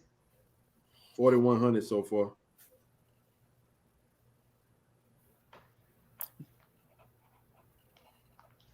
Okay. I don't know why we wait to the last minute to do stuff. Don't even get me started. Well, we can. So that's the whole point of it. I mean, the objective is. I do know that I love the idea of this elite group that's going to be tasked with grassroots and actually touching their own network and trying to get people to buy season tickets, because the beauty of it is we're actually making efforts. It's not like we're just sitting back fussing at people and complaining. We actually got a plan in place, and that's all you really can ask for.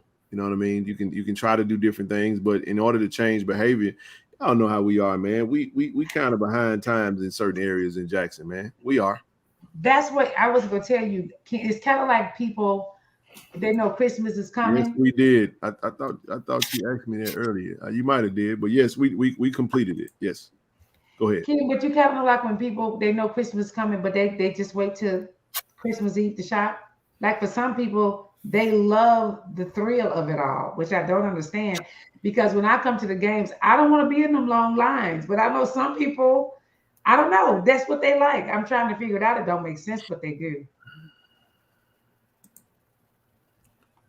But we shouldn't have to lie to them, because that, y'all know how that selling out stuff mean. Yeah.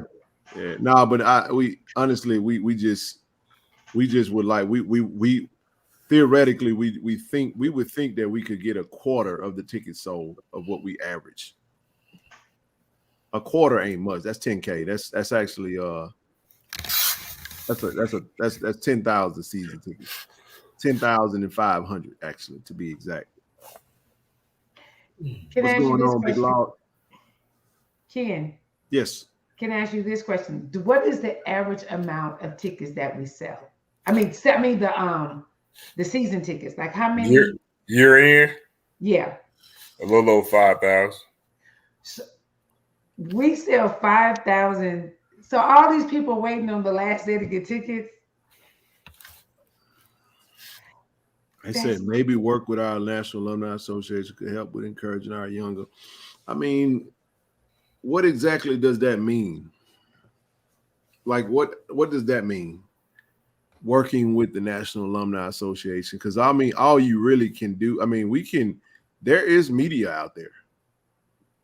Like every page we got, let me say this. How many followers we got on Go JSU IG page or Twitter page, Austin? Shoot, IG is like 200-some thousand, I think, eh? 252,000. So you got 252,000 IG followers, and we have 4,100 season tickets sold. Have y'all put anything out, Austin, about season tickets? Yeah, we have, but we're about to ramp it back up. Got some special guests gonna help us with that.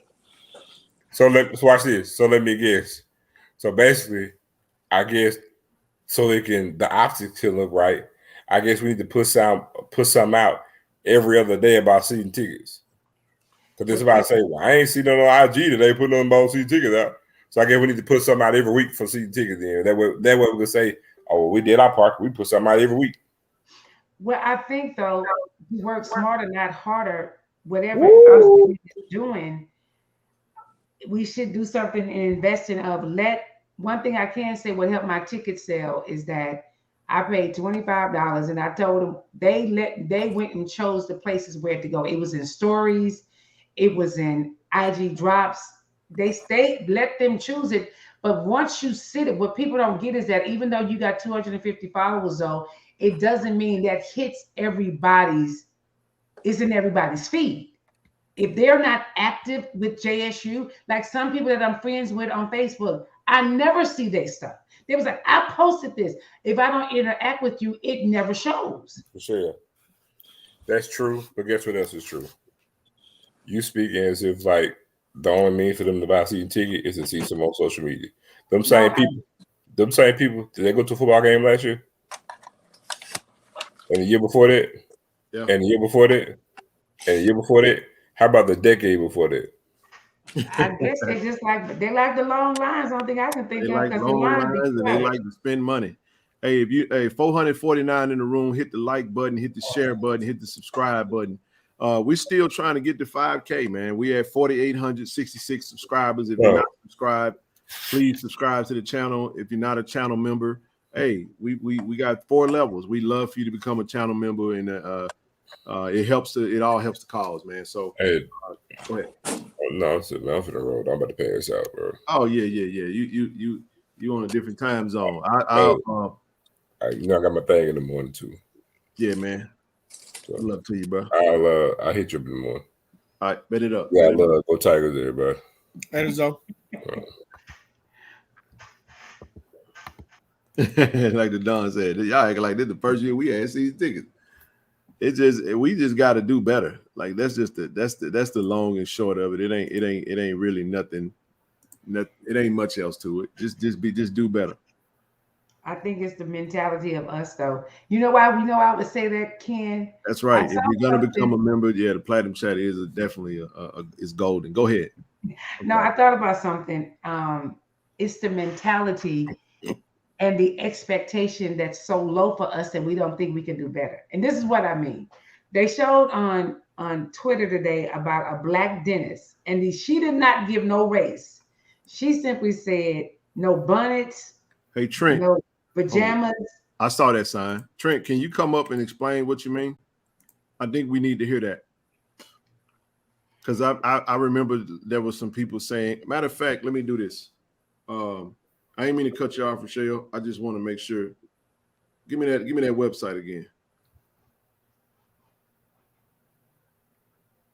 Somebody give me the website. What is it? Go JSU.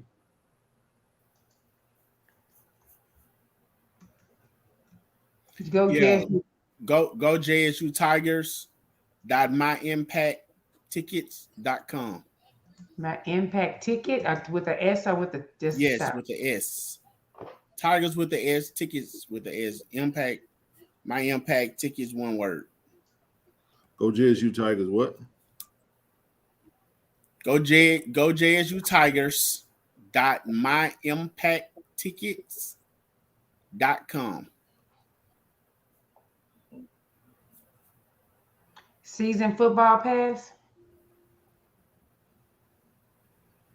Now, I just want to see because I mean I've heard that before. I bought mine off here and didn't have any issues, but I guess sometimes it happens. Allow cookies. Let me just look at it real quick.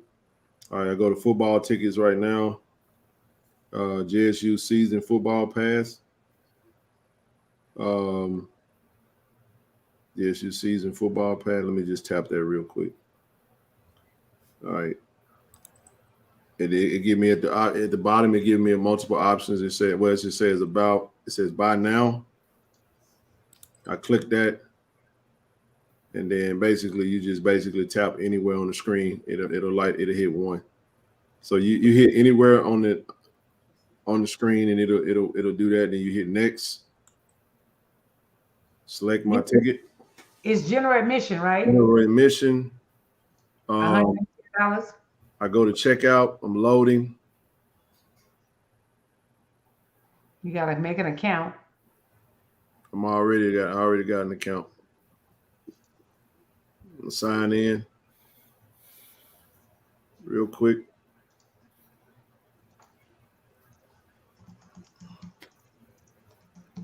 All right, I'm in there. The next one is my payment. It just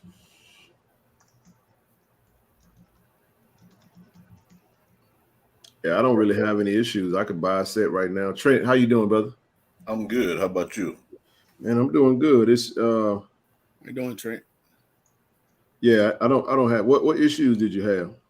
Well, when I went through the website, and this is as recently as last week, it would not allow me to complete the payment process. I originally started trying to buy reserved seating, which, I waited till I think it was like March 27th when those were supposed to open up.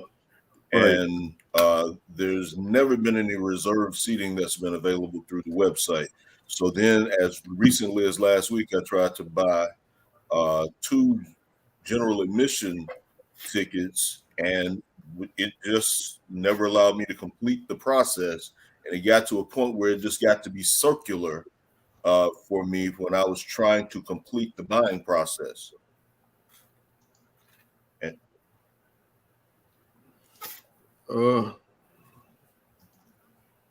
I just bought a set. So somebody, for the sake of the channel, somebody's gonna get a set of season tickets. Trent, do you have an account? yes, ma'am, because I bought Trent, tickets through the website earlier Yep. during this past season. Okay. And that's the okay, my impact tickets.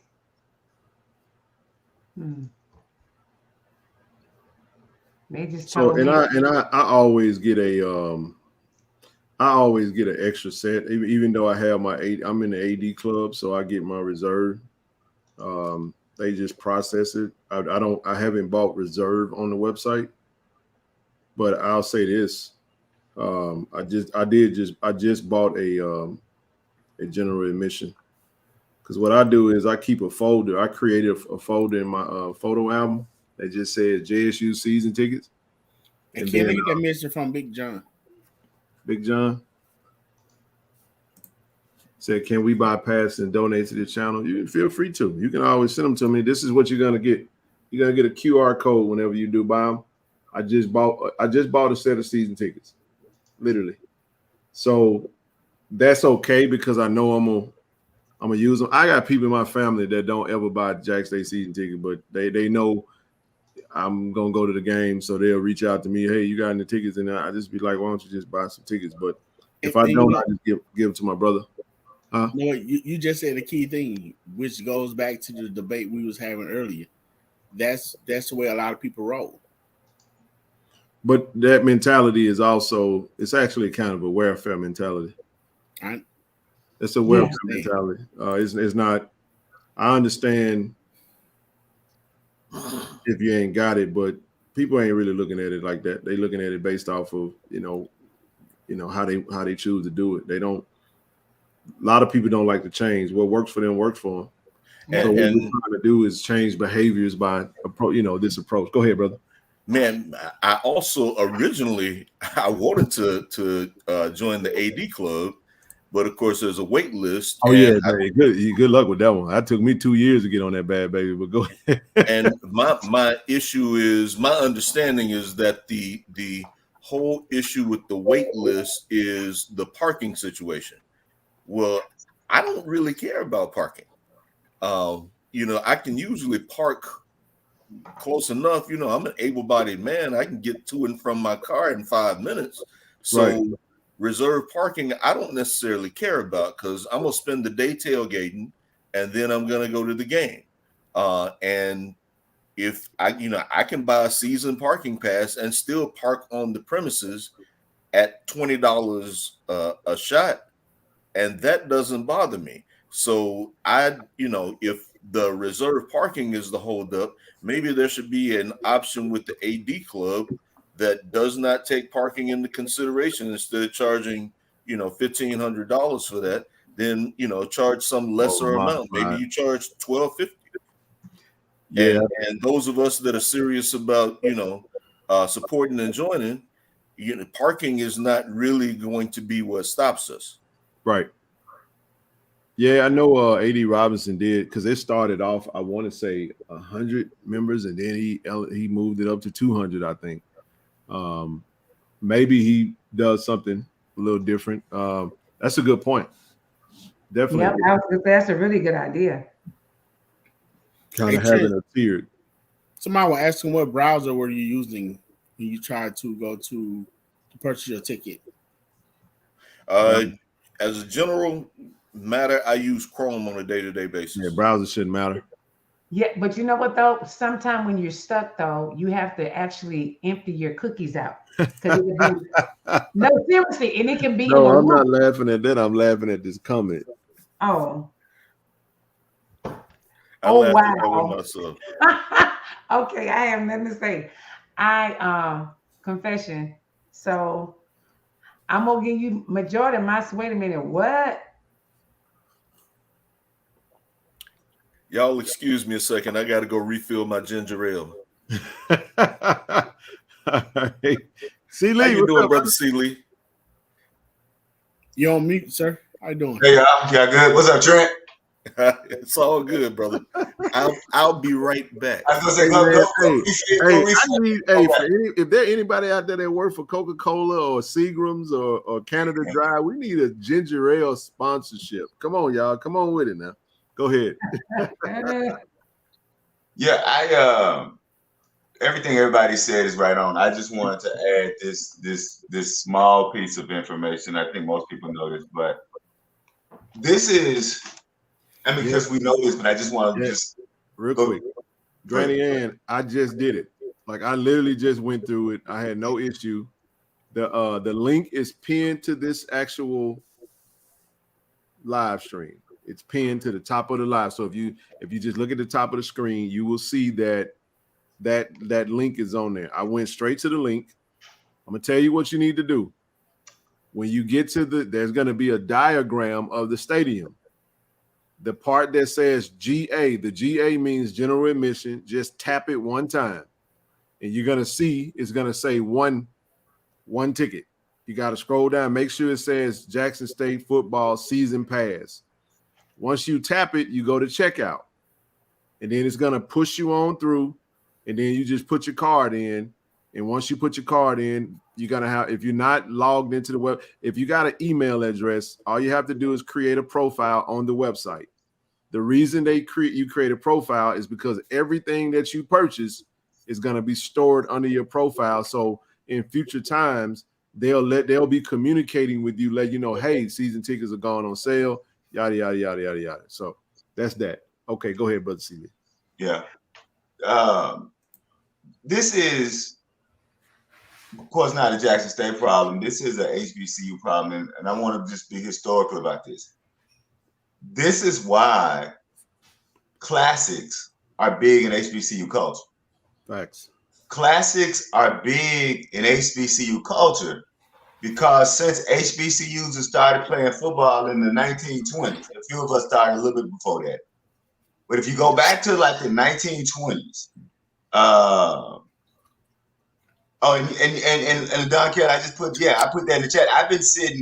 I've had reserve tickets. My father had reserve tickets on the visitor side since 1970. I've been sitting on the reserve side since 1975. In fact, I have a published poem to my father's legacy about that. The title of the poem is Where We Sit. It's called Section 121, Row 18, Seats 9, 10, and 11. That's where I've been sitting since 1975. So you're exactly right. That because it's right on the 50-yard line. I've been sitting on the visitor side on the 50-yard line since 1975. So yeah, I know a lot of people say that hey, the 50-yard line is sold out on the quote home side. The 50-yard line on the visitor side is not sold out. And I'll tell y'all this. One of the reasons my father now why I like sitting on the visitor side is because unlike most of y'all, I hate night games because I hate being cold. So the reason I love sitting on the visitor side is when the sun sets behind y'all, y'all cold. I still have sunshine when y'all over there shivering your timbers. So I love the visitor side. So if you don't like cold weather and you don't like being cold, come on over to the visitor side with C. Lee and be warm, and we can look at all them people over there that's cold. But there are lots of great season tickets, reserve season tickets on the visitor side. But getting back to the whole thing about season ticket sales, that's why classics exist. The actual forefather of the classic was Eddie Robinson at Grambling. And Eddie Robinson at Grambling essentially became the first person to use classics to do two things: to generate revenue and to make Grambling a national brand. That's how Grambling became the national football brand, right? It was people forget that it was Tuskegee before Grambling. I can't remember the other school that was the powerhouse before Grambling. It was Tuskegee and another school, and Eddie Robinson essentially, Jeremiah Clark, the answer to that is when people ask me why I sit on that side, I tell people when I'm at home, I watch the damn game where I want to watch the game. Sometimes I watch the game in the living room. Sometimes I watch the game in the family room. Sometimes I watch the game in the bedroom. So when I'm at the vet, I'm at home everywhere in the vet. That's my side. So, you're right. I will never visit another school's platform. But the vet is my stadium, and I need more Jacksonians to think like me, that the vet is our stadium. I want 40,000, 50,000 Jackson State fans in the vet. I'm not interested in other people. I want us to keep all our tickets here in Jackson, right? I want the vet to be the most hostile place. So coming back and into that, Eddie Robinson used classics because the thing about classics is that's upfront money. You get that, it's guaranteed upfront money. And so the reason so many HBCUs play classic is because so many HBCUs struggle with ticket sales. So it's not just Jackson State. I want everybody to know that it's not just Jackson State.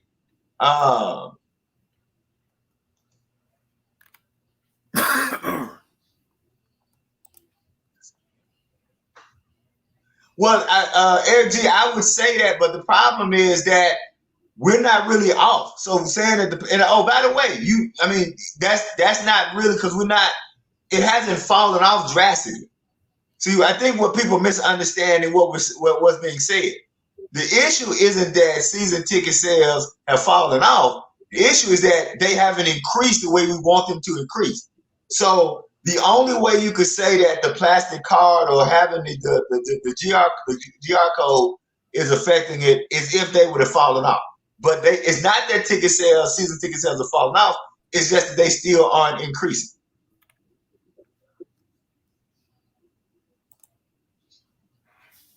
No, it ain't. I got all my iron is good. I just don't like being cold. I'm just gonna be honest with you. I don't like being cold. Let me put it to y'all this way. My fandom ends at 45 degrees. I'm gonna just let y'all know. I'm a diehard Jackson State fan until 45 degrees. I don't do anything below 45 degrees. So if it's 45 degrees, I'll be watching Jackson State on the TV. And anybody who want to use my season tickets, I have 4 of them.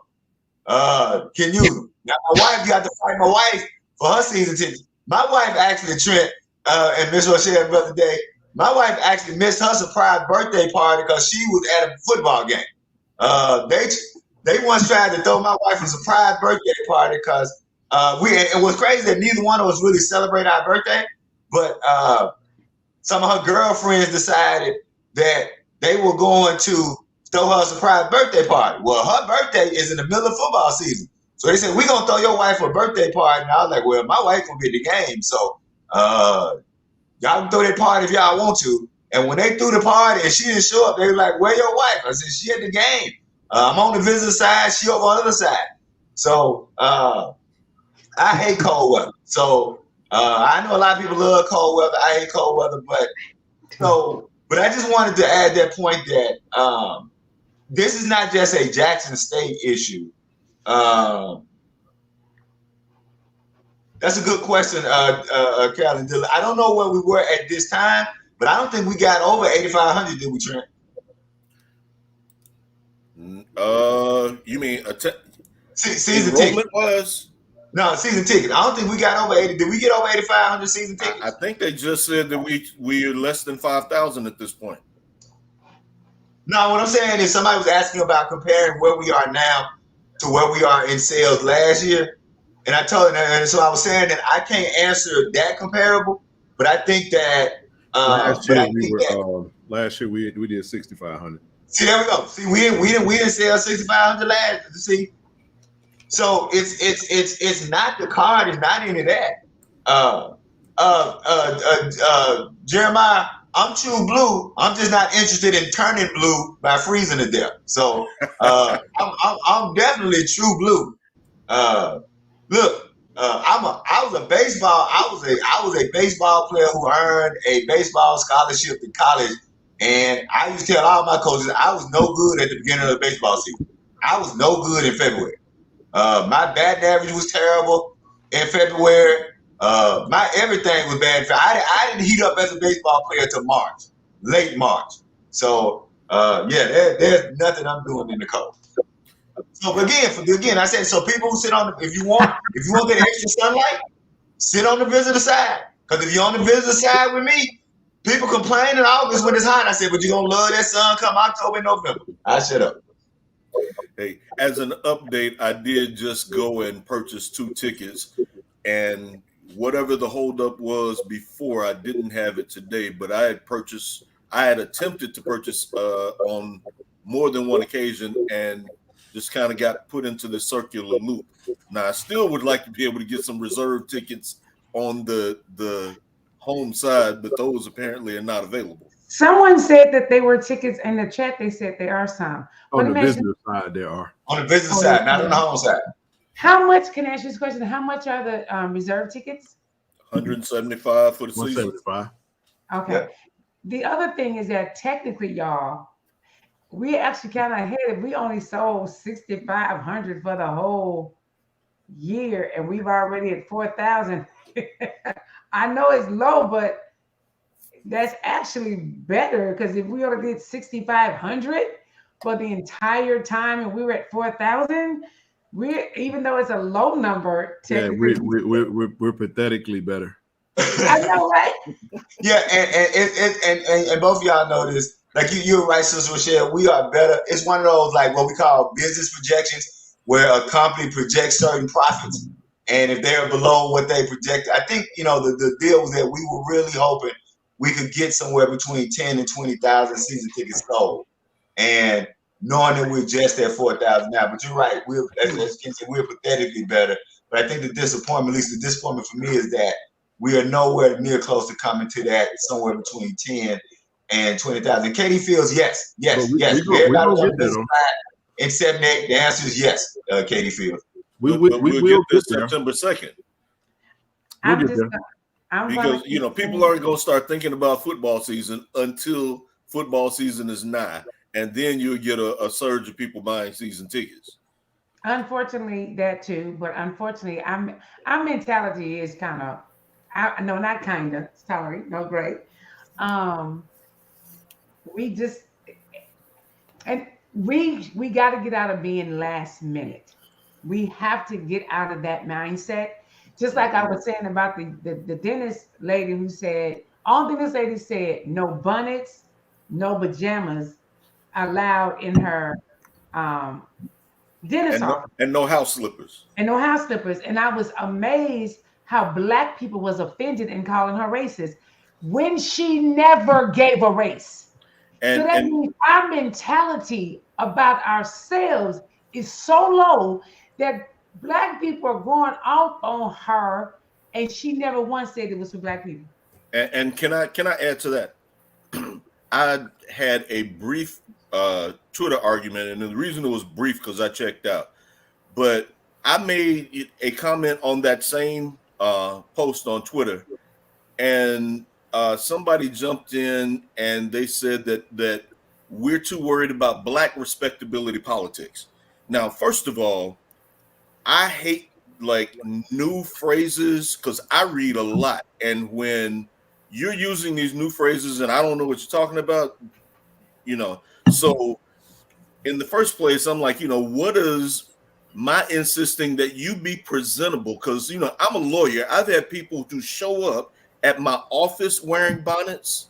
I've had people to show up trying to get in the court to the courthouse wearing, excuse my language, coochie cutters.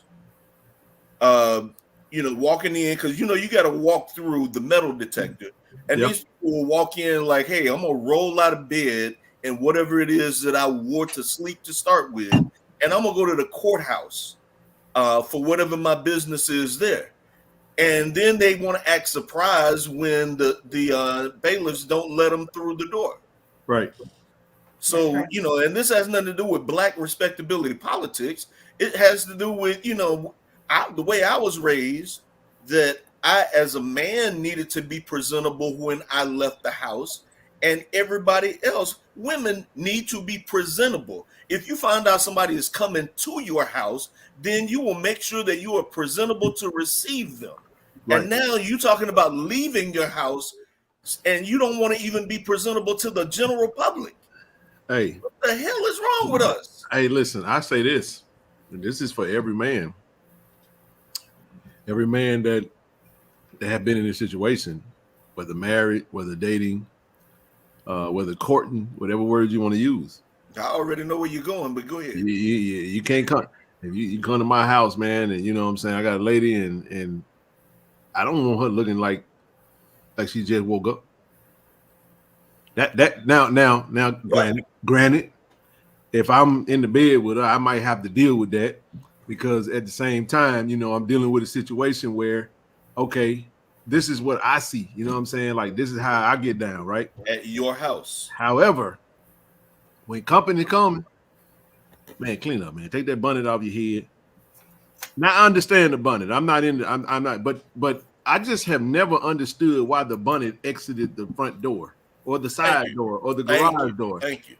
You understand what I'm saying? I get the house shoes because I wear my little Under Armour slides, but I don't wear my house shoes. I put my slip-ins on. But my question is, that's cool if you're rocking some slides, but she said house shoes. Because we got cute with it. Not only did we start wearing house shoes, we started wearing the shoe that cover your whole foot that look like a little bear, a little teddy bear. Mm-hmm. You see what I'm saying? We walking in with the little house shoe. Then you got the slippers. Now, what was the other part? Did she say pajamas? Pajamas. In other words, all this lady is saying to you is can you please put some clothes on? Thank you. Right. Come in here. You know what I'm saying? We ain't trying to.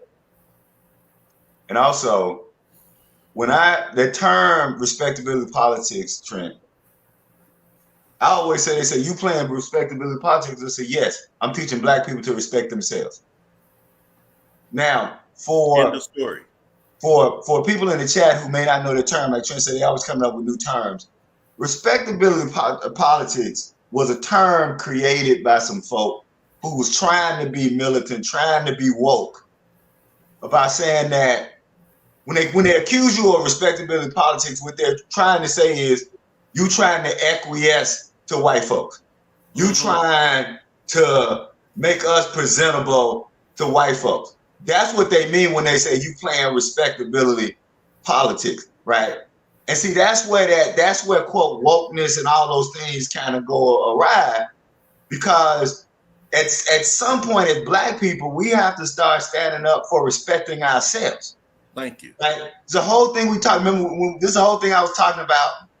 Again, I don't want to rehash the John Morant issue, but the whole notion about this false Black authentic nature. No, it ain't.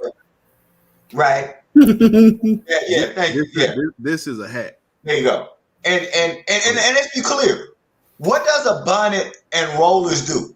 Right? Let's talk about the function. Okay, yeah, and I was coming there. What I was told, does it like keep the moisture or something? Like here's what it does. Keeps the curls it in, keeps or keeps your your hair in shape for when you go out in public. There we go. The whole point of the bonnet and the rollers is to get you ready to go out in public.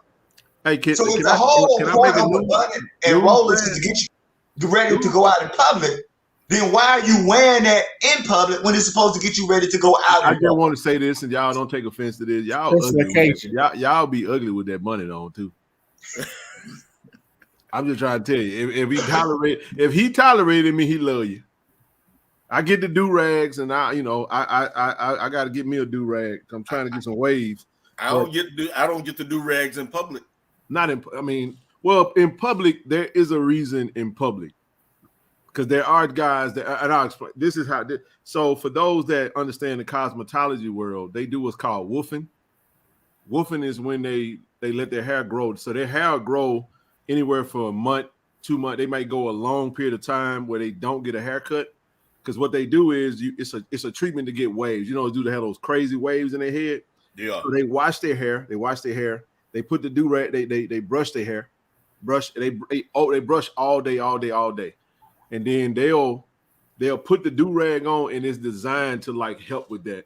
Now, granted, because I watch a lot of YouTube videos where the dudes go and get their hair cut from woofing, then they'll take it off and then they'll cut the hair, and it works. At home. But I have a public servant announcement to the men, and I'm gonna just say this to the women. A man will only do what you allow him to do if you like you. So I don't know if I see any more old men with sagging pants, it's gonna be a whole situation. Thank you. And I don't even know why do y'all allow? Because if a man really likes you, I don't date. I was like, first of all, it's not attractive and it's not sexy. You don't know what you look like when you're walking. But I don't know why women is rolling up with men with their butt pants sagging and their underwear showing. That is like protest, but you over 30 wearing that? That's a problem. So we don't talk about these bonnets. That's just my pet peeve on all world is when I see an old man with sagging pants on. That just disturbs my whole spirit body. Look, in my house when I was raising kids, everybody knew. In my house, you wore your pants around the waist with a belt. I can't take it. I don't know about that. Them. But I told this one guy, he said he was trying to talk to me. I said, sir, I'll never talk to you. I said, pull your pants up. And what's funny is that young men now, because I mentor young men, and they look at me and I be like, how you doing, sir? They'll say, hey, ma'am. And I look at their pants and they just pull them up. I said, why can't y'all just do that, period? Y'all are such king. But I honor them, Trent. I don't go off on them. I said, I just wish y'all could see the king that I see in you. And they just look at me like that. I said, I have a son. I said, I just want you to know that you are a king and you come from royalty. So why do you have your pants sagging? And one of the young men said to me, ma'am, ain't nobody ever said that to me. I said, because you don't understand your work. Right. Once you understand let me add one thing though. So there is a stylish covering, hair covering. There are women that may wear scarves.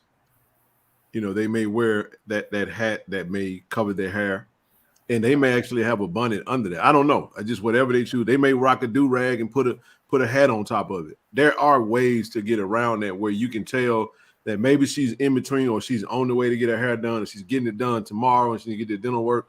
But that ain't got nothing to do with putting on attire that matches that. I think we all know what that dentist was talking about. That dentist was talking about you don't walk in here looking like you just rolled out of bed. Right. That was the gist of that. It wasn't just saying, hey, you got a bonnet on. I didn't take it that way. I didn't either. There are situations where women can tie their hair up and they might do a hair covering just to kind of like say, hey, listen, I'm here. I got some stuff going on, but don't look like you finna go to bed. And that's all she was really trying to say. That's exactly what she's saying. But you coming in with pajamas, like, did you brush your teeth though? Like, did you take a shower? Did you really just jump out of bed and roll up here and come to me? And when I had my own business, I was like, you can't come up in here looking like that. No. That's a great point right there. And Rochelle, you know the answer to those questions. If you have rolled up in Walmart with your house shoes and your pajamas with a bonnet, you know that the first thing they did when they got out of bed was not to get in the shower. Because if it was, they would have on clothes. Exactly. Probably like, come on, we better than that. That's my biggest thing. I was like, you didn't even take a bath. You just I mean, their intention maybe to get back in the bed when they get home. It is their intention to get back in the bed when they get home. You know, and I used to drop kids off at daycare, and you would have people who would come to the daycare, you know, with their pajamas and their bonnet and so forth. And I almost understand that it's 7 o'clock in the morning and it ain't their time to get up. They just got to get the kids there. I almost understand that, but in the end, I come down on the side of when you go out in public, look like you are out in public and not like, you know, you only woke up temporarily to handle some business and you intend to go back to sleep. Right. But they're saving for their special time, their special moment, their special occasion called the club. Right. And you know what? And you know what, Brother Dave? That's the problem is they don't have any other time in their life but that. They don't have what we used to be called time and place. And I give you a quick because I want to come to new season. I had a question a while back. I want to ask a new season question, but and all of y'all know because y'all went in college together, but you know, Trent and I went in college together. Trent, I was out one night and we was at the club. I was about a sophomore, I think, and I saw this young lady. And when I, you know, back in Casanovas. She was banging. Yeah, I can't remember what it was, Casanovas or what was the other one? What was the one on Livingston? Caesar's Palace. What was on Livingston? Oh, the Palm Beach. Yeah, and what was around from the Palm Beach? the Snooty Fox or the Snooty Fox and name of the game. And name of the game. Name of the game. Name of the game. I remember so that. So either name of the game or Casanovas. The Snooty Fox, Caesar's Palace, and name of the game, by the way, were all the same building. There you go. Different ownership. Ownership.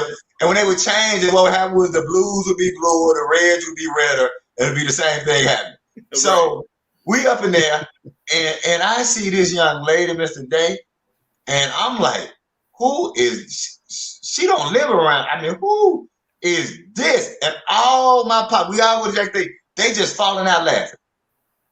And they like, man, stop tripping. Like, no, I don't know who that is. I mean, who is it? They laughing, they crying. They like, dude, you stop tripping like you don't know her. Like, I didn't know who she was. I'd never seen nobody that bad in my life. They said, dude, that's old girl in our psych class. You know why I didn't know her? Because in class, you know what I used to call her? Baseball hat. Potato sack girl. Because she would come to class from neck to ankles in a potato sack. Why? Because she wasn't trying to show off her body in class. But in the club that day, that dress she had on, see, that's what I'm talking about, time and place. She looked so different. Because she understood time in college, in class, she looked like a college student. In the club, she looked like she was out for club entertainment. And because we have lost that, this generation of fake gangsterism, authentic blackness, they don't understand time and change, time and place. And can I also say this? And maybe it's just because I'm gray bearded now. No, I'm sorry, Trent. BBV, I'm sorry, I disagree with you 100%. I do too. I disagree with you 100%. And Because we just had the the discussion about problem respectability is politics. people accuse us of that are people who don't understand black people respecting themselves. See, you assuming that I want black people to dress for white people. I want black people to dress for black people. In the same way that women dress for other women, I want black people to be respectful of other black people. This is not about what we're doing for white folks. It's about what we're doing for us. I'm sorry. Go ahead. You muted. No mute. Your first impression is your only impression. Thank you. How you present yourself the first time. As my answer, I'm sorry, your first impression. Come in there looking for a job interview if you want to with a bonnet on your head. Thank you. Not even Your at McDonald's. This is hey, can we get some women some bonnet wearers on this on the panel? I think we need it. BBV. Come to me. Come on down. Come on, you ain't got to be on camera. Come on down. You know what? I mean, it's about perspective though, because y'all gotta understand something. You know why this conversation is important to me? Because I have all daughters, and my oldest daughter. Okay. So real quick, I got a point I'm gonna say. Okay, I'm sorry. I took her to Walmart. See, Lee, this had to be. I thought when you said potato sack girl, I thought you was talking about a big old bonnet. No. This had to be the biggest bonnet I've ever seen in my life. And I think we just bought an oversized bonnet because, you got to have bonnets for they had them extensions and stuff, man. And I know she wrapped her hair, but I hated that thing, man. Matter of fact, I hated to see. I hated to even see it walk, around the house. But that's just me. But I get why you wear it, but at some point in time, you gotta come on with it, And I don't mean if you're in the house and you're comfortable, by all means. But I'm sorry, I come from an era where, to this day, I cannot put pants on. I cringe when I see dudes wearing jeans or pants with no belt. Thank you. Like that's weird to me. Like, right. Bro, you don't feel that gap between the jean, the you know what I'm saying? Like the waistline. That gush of air. Yeah. Then the other thing too, like, how do you wear a polo shirt with no t-shirt on it? I'm kidding. I had to have a t-shirt on. I ain't say tuck your t-shirt in your underwear. That ain't what I'm talking about. I said I have to have on a t-shirt. I don't care how hot or cold it is outside. That's just how I was raised. I'm not gonna wear a overshirt, a polo, a sweater. Like, I don't want a cardigan on my bare body. How do you wear just a bare naked? I get a white beater or a t-shirt under there, but I'm just saying, like, how do you go naked chest to cardigan? This is my biggest thing. I want y'all to go Google. Do y'all realize when black people even marched, they wore their best? Just go Google back in the. We didn't have a lot, but they had something. And whenever we stepped out, they stepped out in the best. Have you seen those photos of like the forefathers of our institutions? Yes. Did you see how they dressed when they went to school? Right. Yes, that's what I'm booted, man. Listen, this is what makes me mad. I'm not saying you have to be that now, but I'm just saying, like, when you go and look in, like, there was I didn't grow up in the 20s and stuff like that, but when you go back and look at that the films and stuff like that, you see that the Northerners, when they conducted themselves a certain way. I understand where you may get the respectability politics may come into play. There is a freedom in how you choose to conduct yourself, because the internet age has made it to where, you have a lot of people that work from home, a lot of people that's comfortable, that don't really need to like dress up. They may throw on some joggers and a t-shirt. All that's fine and dandy. But the reality of the matter is that you don't get to decide how people perceive you. You can wear what you want to wear, but you can't have it both ways. Dreadlocks has nothing to do with because I bonnet on your head. Yeah, I want you to go Google. You gotta come on. Now you gotta come on up here dropping them titles. You dropping bars now. Come on up here now. Come on over here and talk to us. Yeah, but look, I want to answer new season because I want us to stay on to get back to the bonnet. But New Season asked a question a while back about a majority of JS fans who attend the games aren't JSU student alum. They're registered Jackson citizens who love JSU like a sports team. Should we market more to them via news and etc.? New Season, we do. Last time I checked, all three, WLBT, WAPT, WJTV, all announced that Jackson State season tickets were on. The Clarion Ledger, I'm sorry, old habits hard to break. The Clarion Ledger announced that season tickets. Now, maybe we can do it, I guess, more, but I saw, and I don't even regularly watch those outlets. So, you know, maybe we could do more. That's a great point, yeah. The 3 news stations, the radio station, and the newspaper all announced. And if you are, like you said, if they are regular attendees of the game, like you said, these people, these fans, then they know how to get tickets. They've gotten tickets before. So how much of that is on them when clearly the information is out there? I just wanted to address that. Listen, I'm going to say this. All right. Rochelle's a therapist, right? And I went to counseling. Let me just leave the which one that's irrelevant. I was told this. I'll never forget this. The lady told me, she said, the only time you use text messages is when you are just saying, you know, it's for very short, direct messages. On the way home, hey, I did not cook. Hey, pick you up something to eat before you get here. It's really just direct. Said never, ever use text message as a primary form of communication in regards to important matters, because of one thing. When you read anything, you see it with your eyes, you hear it in your brain, in your own voice, in whatever temperament that you have. People read that text message based off of how they are feeling. So Correct. If you don't want to be misconstrued or have somebody think, when you're reading words, you have to, it's in the context of what we're talking about.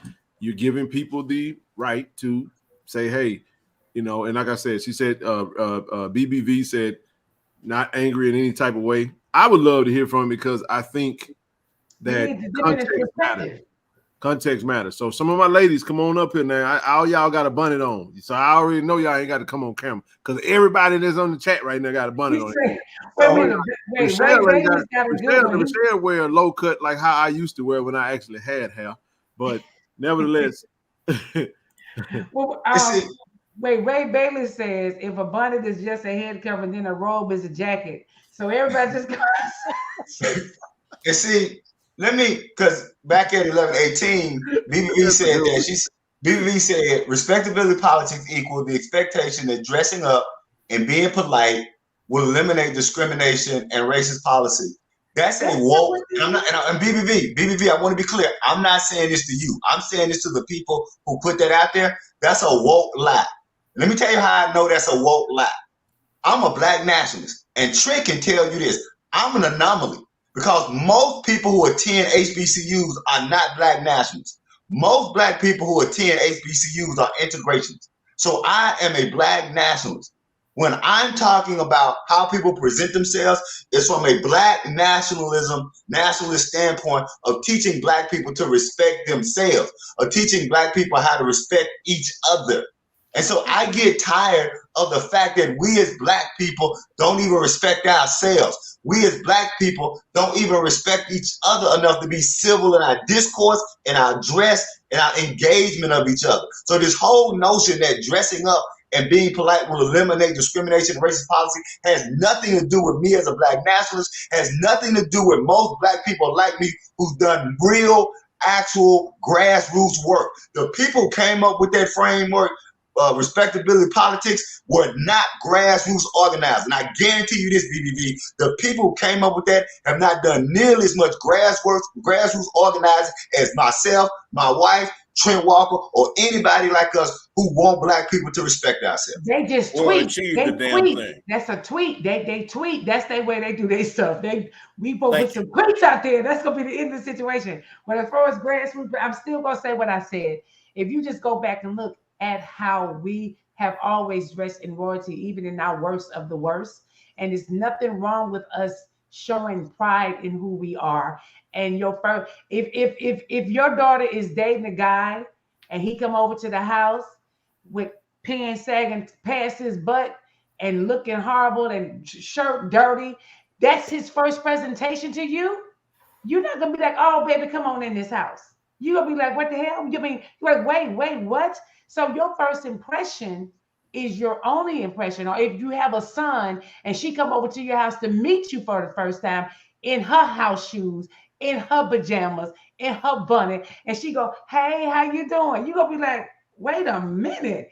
If that's not a good presentation for your son and she's gonna bring you over, it's the same exact thing. So Right.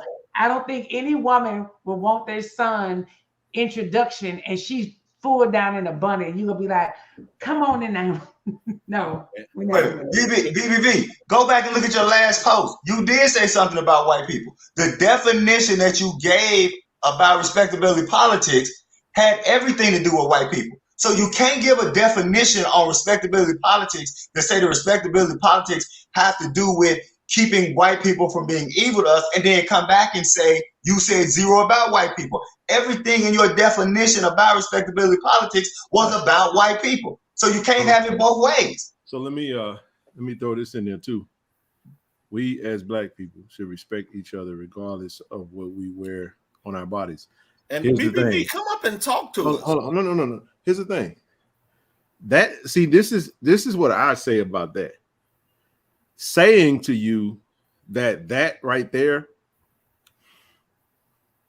All right. How can I say it, man? There is certain attire for certain environments Occasions. and certain occasions. You understand what I'm saying? Like, let's not complicate this. Like, at the end of the day, just because we're saying you shouldn't be walking around like you just got out of bed out in public doesn't mean that we're not respecting your right to do so. Again, it goes back to like what we said about the Ja Morant situation. Ja Morant has the right to do what he did because he did not break a law, depending on where he was at and depending on the scenario. However, it might cost him though. It might cost him because of the image that was betrayed is because of the representation. You see what I'm saying? So it depends on where you are. It depends on where you are. That's why, you know what I mean? I know people go to church and say, come as you are, you do what you do. But that's why people dress up or do whatever they do and they go in there. It's just like you can't go in it's like going to a formal event and then saying you should respect my right to just wear a polo and jeans. But if the attire is black tie event, then they can deny you access to that. I mean, just maybe not the best example, but I just want to say I don't think it's saying that that's inappropriate out in public. That's that person's opinion, but that also not only is it their opinion, it's how they live their life, it's how they conduct themselves and comport themselves. So you got to understand that you're walking into the public where everybody is out in the public and everybody has different walks of life and everybody has the right to feel how they feel. Just like you have the right to wear your bonnet and your house shoes and your pajamas. You go to a certain restaurant, they're going to tell you you can't come in because you got on certain shoes. If that's the policy that they choose to roll with. Okay, so let me give you an example to BBV.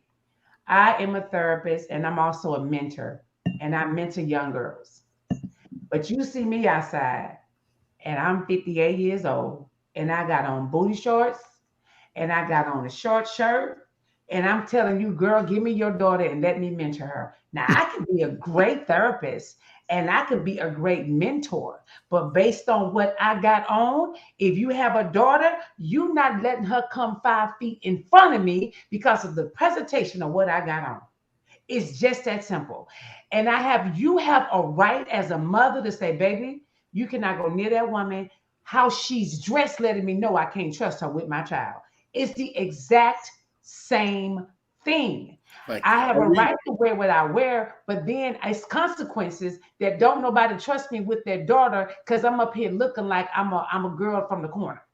You can't. Here's the other thing about that sign, though. You have the right to find another dentist. Walk around with raggedy teeth. Right. Just like it's I don't understand what's the you have the right. And also, BBB, when you say give it up, I said discrimination and racist policy. Who else is doing the discrimination and creating the racist policy other than the white people? That's double talk. I mean, you right now, what you're doing is you're being circular, right? In a logical, critical thinking class, we call it circular reasoning, right? That you're engaging in double talk by saying that I said discrimination and racist policy. The only people who can implement and perpetuate discrimination and racist policy would be white people. How did we associate booty shorts with bonnets? It was a scenario. It was so booty. There's nothing wrong with booty shorts. I happen to like booty shorts. Just tell you, but at the same time, it depends on where you wear them. Yeah, that's the point. We associate because the whole discussion is time and place. I'm just saying, like it just. I'm trying to figure out. Are you so to make sure I understand before we let LaDon go? How you doing, sis? Are we trying to say that everyone who thinks you should not wear bonnets in public, that they're in the wrong? And those the bonnet wearers are the ones that, like, I'm trying to understand the position in that. Like, I think pajama clothes in certain environments is probably worse than the bonnet, because we've seen women wear bonnets and have on job. You know what I'm saying? Like, you do what you do, you wear what you wear. But anyway, I'll let LaDon go. LaDon, you want to add something to this? Because help me understand, because I ain't got no hair. Okay, so hey y'all, everybody. Hey, LaDon. So I feel like it's generational. Like, y'all don't understand because y'all not in this generation. Okay, so I'm 40. I do not go outside with my bonnet on. Okay. I don't go outside with pajamas on. My daughter does. You know, she's 17. But if you go to her school and you see how the kids are dressed, you would think every last one of them rolled out of bed. So let me ask you a question. Some days I say to my daughter, "Are you going to school with it on?" Can and I she ask you a say, question? "Yeah." Would you have done the same thing if your mother hadn't and your parents hadn't steered you in the right direction? The probability is high. I didn't. When I was in high school, I'm not gonna say I was stay flow down or none of that. I put my clothes in the dryer and said, "Okay, they good enough." You know, that's just me, and I still do that to this day. I'm saying that it is generational, because one of the things that you see in transpiring, not just with the bonnet and the clothing, what you're seeing happening with this generation of parents is being a lot more lax on things that our parents and grandmas just wouldn't do. And I'm sorry, man. We're not finna sit up here and act like everything that grandma told you to straighten up and fly right on was bad for you. Because grandma come from an era, and mama and them saw something that you might not. So to BBVs and of those that I defend your right to feel how you feel or whatever. Everybody's opinion is what it is. But what they are more keen to is understanding the environment that you're walking into. Understanding that you just might run into some politics that might, because first of all, we already dealing with the fact that whether we got a bonnet on or a suit, the color of our skin has held us back in a lot of situations. And to this day, 2023, we still got people that's tripping over the color of skin right now. Hold on, Shay, I'm coming to you next. But my question is, not necessarily a question, but it's just like, we got to stop sitting up here acting like they did something wrong. You wasn't abused because they told you to put a dadgum t-shirt on and pull your britches up and put a belt on and all this and that. And you also wasn't violated because grandma told you, go in there and brush your teeth. Don't go out there looking like that. Take that off. That's not for in the house. I understand the right to do whatever we want to do. I'm just trying to understand, like, what's the hang up? You still can do it. But again, you cannot have it both ways. You have every right to wear your bonnet and your house shoes and your pajamas wherever you want to go. But you cannot dictate how the world perceives it when you're in that environment. You can't control that. So since you can't control that environment, this is why wisdom says, hey, Don't do that. Don't carry that. It's more about you not enduring some of the stuff you're gonna deal with. But if you're okay with what comes with it, fine. Wear your bonnet. But you ain't gonna wear it in nobody's work. But if you're wearing it in the service station, you got every right to wear your bonnet just like I got a right to wear my J hat. Who cares? Who cares? Now my daughter just going down the street to Walgreens, and she say, "We go to Walgreens just like right now." We'll be like, "Oh, we want some snacks." Boom, she going in her bonnet. You know, because she don't care. She really don't care. Can I say something? Yes, ma'am. Go ahead. You got it. So this is what I want us to look at, because what we're doing, because the way our children dressed then, like we've done, if you're not around, that I've seen kids go in to look for jobs in that same mess. Because, or even for instance, the kids that learn how to text and that's all they text, they write on applications the way they text. They don't even know how to write sentences anymore because everything is a text. And they are doing abbreviations by habit. And that's why when I got my son, he could not write me in abbreviations. I made him write complete sentences. Why? Because when you do stuff at such a repetitive level for so long, you don't even realize you're doing it. And these kids are literally writing on job applications the way they tweet. People going on interviews with slides in slip-ins. They're going with interviews with wrinkled jeans, flip-flops, and they think that's cute. Why? Because no one has gave them a standard on anything. And somebody wrote, hold on, when somebody wrote in the chat, everybody do it. That don't make it right. My son got his when he was little, his dad talked about it. Everybody in the class was acting up. I say, I wish he would. He's not all his friends had his pants sagging. I wish he would. Never. And can I say something at this point? You know, and LaDon came on and she said she started out by saying that it's generational. And I agree with that. And no respect to LaDon's daughter.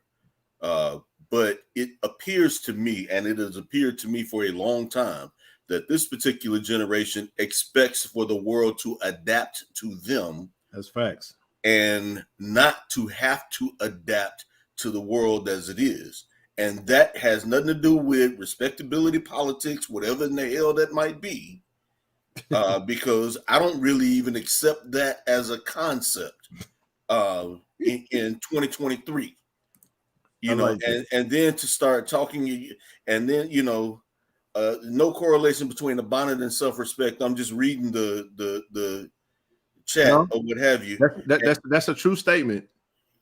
But again, agreed. There's no. I agree with that statement. Taronte and I had a conversation today. Taronte, you there? Okay, sure. There's a scripture in the Bible.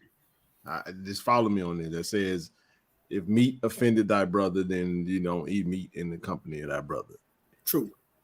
The point was, it ain't got nothing to do. Trent, how I feel about meat ain't got nothing to do with meat being right or wrong.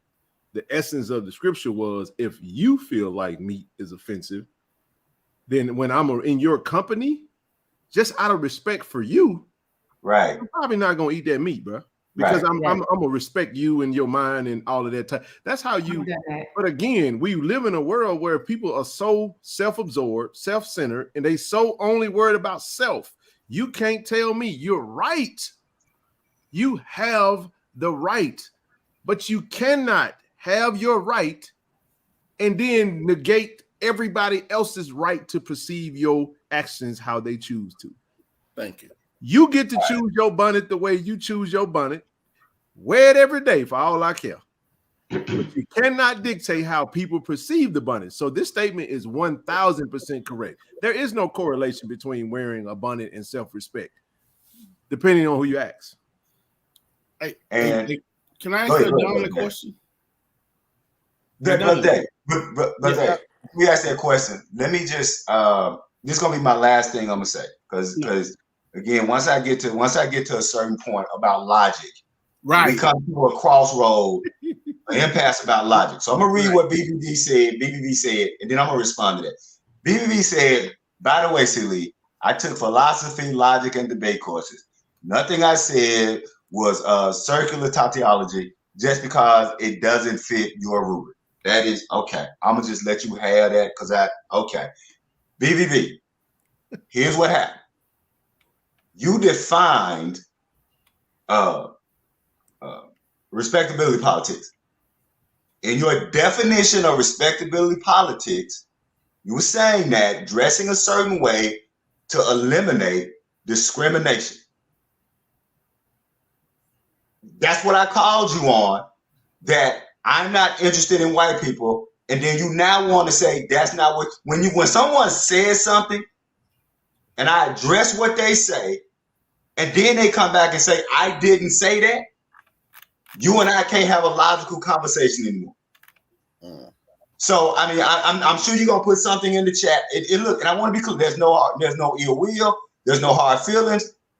But for you to come back now and say that you didn't say something that you actually said, I now can't have a logical discussion with you because you're now saying you didn't say something that you actually said.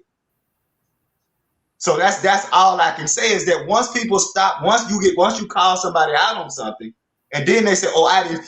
The only people who perpetuate the discrimination against black people is white people. So who else could you be discussing other than white people? So you can't then come back and say, I wasn't discussing white people. But now you're saying you wasn't discussing white people. You and I can't have a logical discussion because you're now saying you didn't say something that I heard you say. That's it. Anybody else want to go on that? That's fine. I'm good with that. Get your darn season tickets. Well, I just wanted to ask LaDonna a question. I think when she came on, she said that she doesn't go out with it, dress a certain, with pajamas and stuff, but her daughter does. Is that correct? LaDonna? Did you say that? She doesn't go to interviews. She doesn't go to school. She doesn't go to. But if she going to the grocery store down the street, well, I'm not even gonna say the grocery store. If she going to the corner store down the street, yeah, she wear a bunny. And I don't feel any type of way about that because she's going right down the street. No, she's not going out to church or going to any events or anything like that. I don't ever see anybody in the bunny and be like, she knows she wrong for wearing that bunny. Right. I personally don't give a damn. Pardon my French. It's none of my business. I do that when it's my kids because I tell my child, because I love my child. Love is not and hugs. Love is educating, it's correction, it's chastisement. So if I tell my child, hey, listen, depending on where you're going, if you're going to the store, all right, whatever. Hey, but I'm not gonna let my child go. That's just me, man. I'm not even. I'm also a bald head man, so trust me. I mean, like, and that's the point. Throw a hat on and let's roll. You know what I mean? Sometimes, and that's just gonna be real. Sometimes the bunny is better than what's under the bunny. I understand the purpose of the bunny. Sometimes that's why I said sometimes the bunny hot. But again, this ain't beef. We ain't got no beef with bunnies. That's like sometimes any man. Let me can I be cornbread for a minute? It ain't a man in the chat that done had them a significant other in any substantial type situation, whether married, unmarried, friend, don't make no difference. If she kicks you up, if you get one of them you up text messages and you slide through, you got a bunny on her head. I can assure you don't give a darn. I can assure you that. So I'm just telling you, we don't. You can't take this and make this. We're just gonna apply this across the board with bonnets. I can assure you that it's not that. The whole premise of the conversation was there was a dentist who has an office that she has the right to dictate that. No, right. Like I said in the chat, I agree that you should not go to the dentist office. Like you should not go to the dentist office or any other doctor's office. Hey, Edwin, you absolutely right. Frankly, my dear, I don't give a darn. But you know, go ahead. Ken. Yes, sir. I just want to see if I'm the only son. I don't deal in Twitter receipts. I deal in empirical receipts. So is there a way that you can go back to the 11:18 mark and highlight BBV's comment? Because I want to ask something of the chat. You go out, it was 11:18 p.m. Go out back and highlight that because I want to ask people in the chat. All right, what time is 11:18? Oh, so it's 9:18. You know, I'm Yeah, but 9:18 yours. All right, hold on. Let me go back to it. I want you to highlight BBV's definition of respectability politics. I didn't even know that they kept time in the chat. Yep. Yeah, I see it all here, right here. Okay, respectability politics equals the expectation that dressing up and being polite will eliminate discrimination and racist policy. All right. My response to that was that I'm interested in Black people respecting each other and not about dressing up for white people. BBV is now saying that she wasn't talking or didn't say anything about white people. I just want people in the chat and people on the panel to put in the chat if I'm misreading this, because when she says dressing up and being polite will eliminate discrimination and racist policy, the only people who perpetuate the discrimination and racist policy are white people. Therefore, I actually heard you saying that, but I didn't know why you were saying it. Okay, exactly. So to anybody else in the chat, am I wrong for looking at BBV's statement and saying that she is saying that those people who are, her point is, because respectability politics, she's saying that those of us who are against bonnets, that we're saying that stopping people from wearing bonnets will eliminate discrimination and racist policy from white people. And what I'm saying is that, no, I'm interested in how people respect themselves so that Black people can be more respectful to each other. And she's arguing that BBV is arguing that they didn't say anything about white people. Well, the only people you could be talking about is white people, because those are the people who engage in the discrimination and racist policy. So I'm asking, is anybody in the chat, does anybody else in the chat read that differently than me? No, I can answer that. Yeah, no. And can I say this too while I'm talking? You know, I just discovered this wonderful thing because I have sinuses. I discovered this wonderful thing called a neti pot. And I'm not going to get into what all is involved with that. Look it up. But suffice it to say that while this is a wonderful thing and it helps me with my sinuses, I'm not going to sit on screen talking to you all and do it because it's improper, even though it makes my sinuses feel so much better. You know, and I went to Jackson State back here. If it was the day before, the day you were going to go and get your hair done, women would generally wear baseball caps to class. See, Lee can back me up on that. If Rochelle was still here, she would back me up on that.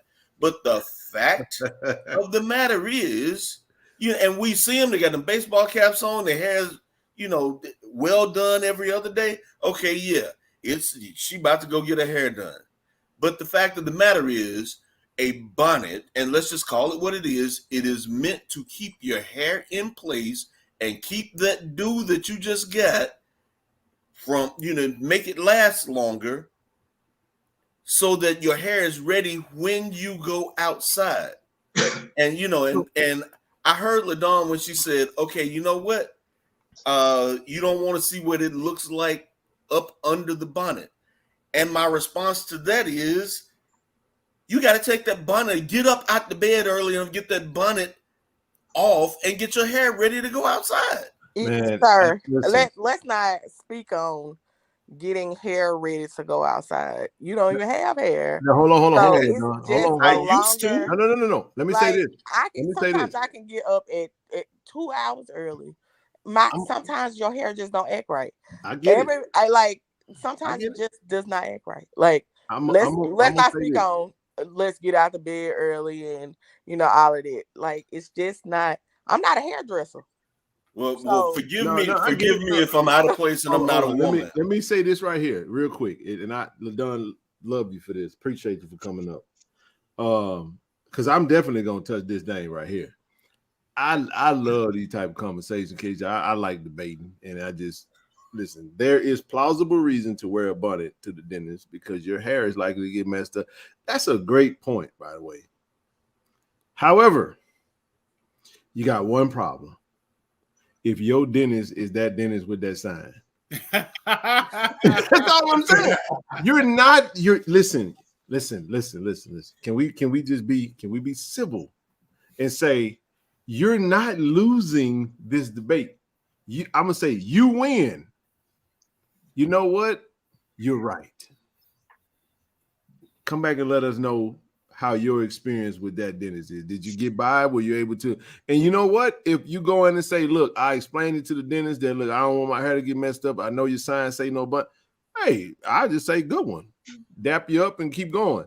Now, LaDon, to your point, I got to be honest. And I know my daughter she'd probably be screaming. If she was in the chat, she'd be like, boy, my dad, I know he got on my nerves with that. For me, it was, I would always say that. And there would be times, you know, when you got a senior, 18-year-old daughter living with you and you trying to, they trying to get their hair together. And you know what I'm saying? I understand that. You know, she wearing every style. And matter of fact, she may be going into cosmetology. I told her that her passion for hair was so great. Let me invest in you to go get your license. If you don't want to get it for you, get it for me. Because at least you're going to go get some money. I'll put some money behind you, you know, whatever. But my point was, it doesn't matter. If you work a job and your job tells you need to be there at 8 and you know you got to do something with your hair, it's amazing how when daddy say it, it's a problem. But when Tarjay say it, because you need to clock in at 8 or else you're going to lose your job, somehow you can find a reason in the logic to get up an extra 30 minutes early because you know you got to do something with your hair. Now, to your point, LaDon, I really ain't got no issue with it, man. If y'all running to the store and y'all just going in there, I do not look at people with bonnets and house clothes, and especially because usually when you see that, it's probably in the morning time. You know what I'm saying? Or it could be late at night. It's around the time where either somebody's getting out of bed or getting in bed. And I have never looked at them and been like, she knows she wrong for that. Hell, I'll be real with you. I've been more, she knows she wrong for that with the Daisy Duke shorts than the bonnet. When you got booty meat hanging out and you got cleavage hanging all over the place and you expose, even that is frowned upon by some women. Said, don't tell me how a woman should dress. I understand that. I'm all for the women's rights. Now, mind y'all, I tell you, I'm a daddy raising all girls, so I'm trying to understand and make sure I'm sensitive to all these topics. But all I've learned is, like I tell my daughters, and that's what I keep saying to her now, I'm like, you can do what you want to do. But just know that if you find yourself doing something that is outside of the scope of the rules of the laws of the land, you might have some consequences. If you're doing things out of the scope of the spectrum in which people that you need something from them, they may not do business with you because you might be exhibiting something that they don't want to be a part of. So some people will disassociate themselves from you because you're messing their brand up. You know why that dentist is saying, don't come in my shop with no bonnets, no house shoes, and no house clothes? It's because that dentist has a brand that she's trying to protect. It could be Elite Smile Dentistry, and she may be broadcasting on social media, on her website, that we give, this is high-end dentistry. We do cosmetic this, we give you wine. I don't know, man. They got all kind of stuff going on nowadays. Give you a whole experience, get your hair done, your nails done, your toe, and you get your teeth done. We don't know. So you don't get to dictate the rules of a business owner when you come in their establishment. Now you do what you want to do. If you just arbitrarily, it just feels like it's relatively close to Ja Morant. Because again, Ja Morant is protected by the Second Amendment. But the Second Amendment don't protect him when he's displaying a gun and listening to music and portraying an image that the people that are paying him the $200 million or the people that's paying him the $50 million to broadcast this beverage, or the company that's paying him $100 million to broadcast this shoe. Yeah, you had the right to. It's a party in my city. You had a right to do that, but now you in the risk of losing that. So it's. I think new season, BBV, I rock with you. But again, the other side of the coin is respectability. Politics isn't hinged on that other side of it. I think that's a separate issue. I think people having the right to perceive you as you be freely you is totally separate than respectability politics. Because respectability politics is the notion that we're going to conduct ourselves and look a certain way, all to appeal a certain sector or segment of the community. And usually that community, like Brother C. Lee said, is those of a lighter hue than those of us chocolate, brown, mocha, and latte fellas on this screen. That's all I'm saying. And let me reverse it for a second, Ken. Yep. You probably never even paid attention to this, because usually I didn't have my picture up. I've never come on this panel in a t-shirt. I haven't worn blue jeans since 1988. Whoa. The last time I had a pair of blue jeans, I was working part-time at Toys R Us unloading trucks. Wow. The only time I wear t-shirts, and I'm coming somewhere with this, the only time I wear t-shirts is 3 or 4 times. I get up every morning at 4:50 to exercise. So if I'm exercising, yard work, going to a sporting event, yeah, that's it. Those are the only 3 times you will see me in t-shirts or athletic gear. Now, the other part about it is that 70% of the clothes that you see me wear, I have made. So like this shirt, most of the stuff you see me wear, I have made. I like high waist pants, right? So people will see me and go, they see how I dress, they see me in high waist pants, they go nerd. I like being seen as a nerd. I like being seen as that. Those people who see me as that have a right to disassociate themselves with me. Do they not, Ken? That's correct. Those people who say this brother don't wear t-shirts, don't wear jeans, he wear them high waist pants, he a nerd, he's square, he this. So if they get to disassociate themselves from that, how come people like us who have a notion of saying because the whole thing about, no one said that bunnies were evil. Now, one person said bunnies were evil. So again, that's the real straw man argument, saying, but nobody on this panel said that bunnies are evil. What we simply said is there are certain people who believe in time and place and appropriateness, and everybody has a right to do what they want to do. Yet there are also people have a right to react, and as long as they're not infringing on your civil rights, I am a business owner. And I'm a black nationalist. As a business owner and a black nationalist, I have a right to build and work with people who have the same sentiments as I have, and allow other people to build and work with the people that they have. Hey, can I say this, please? This is so perfect. I love this dialogue. I'm gonna tell you why. Toronto know where I'm going. Can I go there, big bro? For sure. Toronto, how long did we talk on the phone today? About an hour and a half. Hour and a half. Yeah. I gotta tell y'all this because I wasn't gonna make no. Rochelle, I need you to come back to the screen if you out there. You out there, Rochelle? She might be on the phone. She might be drinking some wine or something. Ain't no telling. I know she ain't drinking no wine. But listen, Toronto came to me about. How long ago was this, bro? 6 months, maybe? 5 months. Toronto said, hey, big bro. He said, man, this is before we working together. We just starting to get to know each other. We vibe, and he's like, hey, man, I like what you're doing, bro. Like, I watch you. He was like, man, I was at the basketball game. I gotta say it, bro. Go for it. He said, I was at the basketball game, C. Lee and Trent. And said, man, I was talking to some of the OGs that was at the basketball game that said, man, we like Ken. This was about me. We like Ken. And we want to support Ken, like really support me. But you know what they said? What's that? They said Ken got to calm down. And boy, when I heard that, I said, man, If they want to support me, they'll support me anyway. I was, hey, Trump, I tell you, I went all the way. I went 100 miles per hour, man. Do y'all know that just hit me today? That just hit me today. Yeah. This still about bonnets. So I'm coming to you now. So I'm gonna take my time for this one because you need to. This is boy. I'm telling you, boy. Divine ordering is a real thing, man. God is real, y'all. I'm telling you, he's real now, and he'll correct you through several people.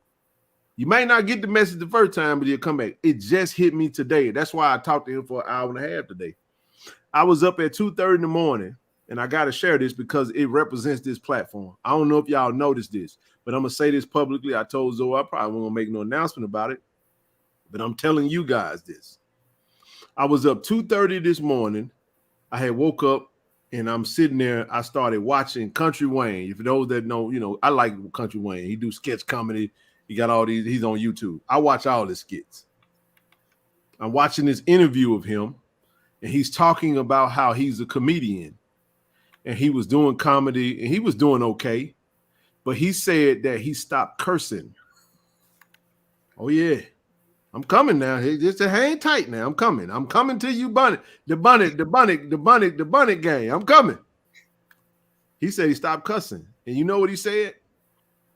He said when he stopped cussing, his stuff took off. You know why it took off? Because he said he had people that was watching him that would be like, oh man, I love what you're doing. But man, I can't watch it around my kids. I have to wait till my kids. You got parents out here who with their kids all day. Mm-hmm. So he was like, "What about the church women, the older women that go to church? That because we got some high up folks that's at the Jack State, that's in the ranks of Jack State, the who's who make decisions. That shout out to Pastor if he watching it, you know he know what I'm talking about. I'm just saying that have a hand in a lot of things that happens at Jack State. Just good men." Real good men. I'll just say it this way. And I ain't talking about shucking and jiving for nobody. I'm just talking about perception. He said that when it's all about the bottom line, he said he stopped cussing because he was like, honestly, it ain't nowhere that you can't go that my stuff won't translate. I don't care if it's a 70-year-old grandma, you with your 16-year, you with your 11-year-old or your 8-year-old. It doesn't matter. And it allows him to get extremely raw and real in his comedy. But because he's not cursing, if you're not old enough to understand what's happening, it'll go over your head anyway. But the adults can get it. It's almost like coded language in his comedy. Because he doesn't curse, it allows him to get in the room with everybody. Why am I saying that? I sent a text message, and Rochelle's on the screen. That's why I wanted her to come back up. And it hit me like a ton of bricks, and I was trying to figure out how to communicate this. And I'm just telling y'all, out of respect for you guys who have really invested in this platform, I feel compelled to put on a product with my family that doesn't offend anyone. So what I told them was, I ain't cussing no more, especially not on the screen. I'm serious. Like I told Zoe, hey, bro, we got to cut out. Man, let's stop eating. I told Rochelle, I know you love to drink that wine. The reason why I keep going off the screen, 4K figured that out. I had to go get my cup. I was drinking, and I'm drinking my water and stuff. This ain't no ginger ale or nothing. I'd like to freeze my Gatorades and just keep me cool because I got a hat on, all these ring lights. So you gotta understand the lights that takes to put on these live streams. I be in this thing sweating. Do you see my forehead? It's like oil sheen on it. But I be trying to stay cool. So what I do is I freeze my Gatorades, crush it up, and drink it. My point is this. I was saying because it's about branding, it's about representing yourself in a capacity that's not going to offend anyone. Now, I don't really care about saying the F-bomb or the S-bomb, this and that in certain settings. But you know what? I may be in the company of someone who don't ever say it.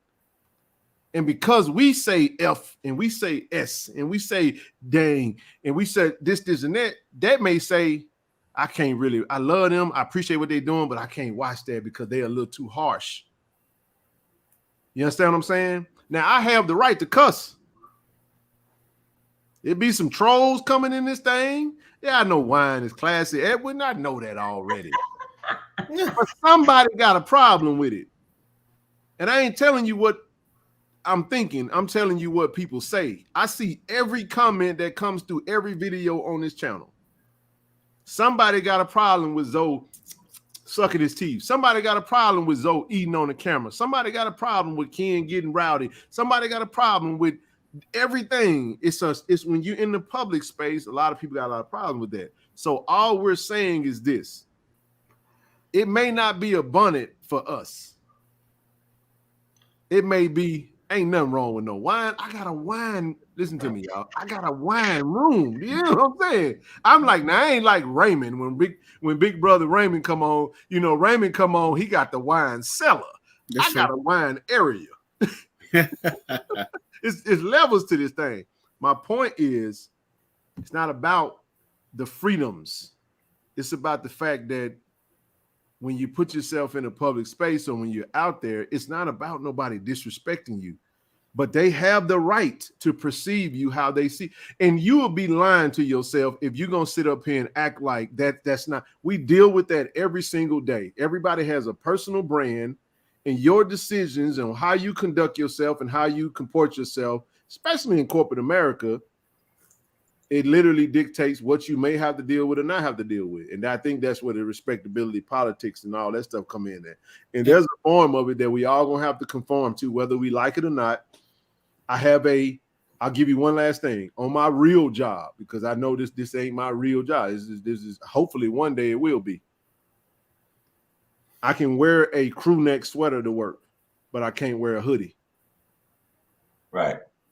I love hoodies. Because what I do is I go get the little Izod or the little sports vest, and I cover up whatever is on the front of the chest of the hoodie, and all you see is the sleeve. So if it's a black sleeve, I got a black vest on, it looked like a whole black setup. But the problem is, if I got a hoodie on, you got to understand, I'm a level 5 person in my organization.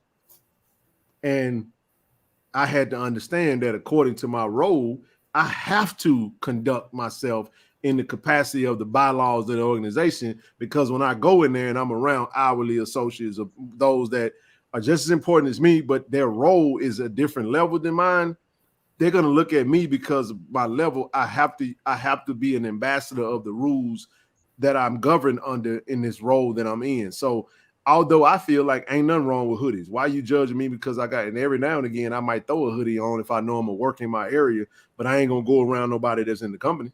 But then again, I'm like, okay, what if somebody see me? So I just stopped wearing hoodies completely on my work days. So my point is, you're right. I defend BBV.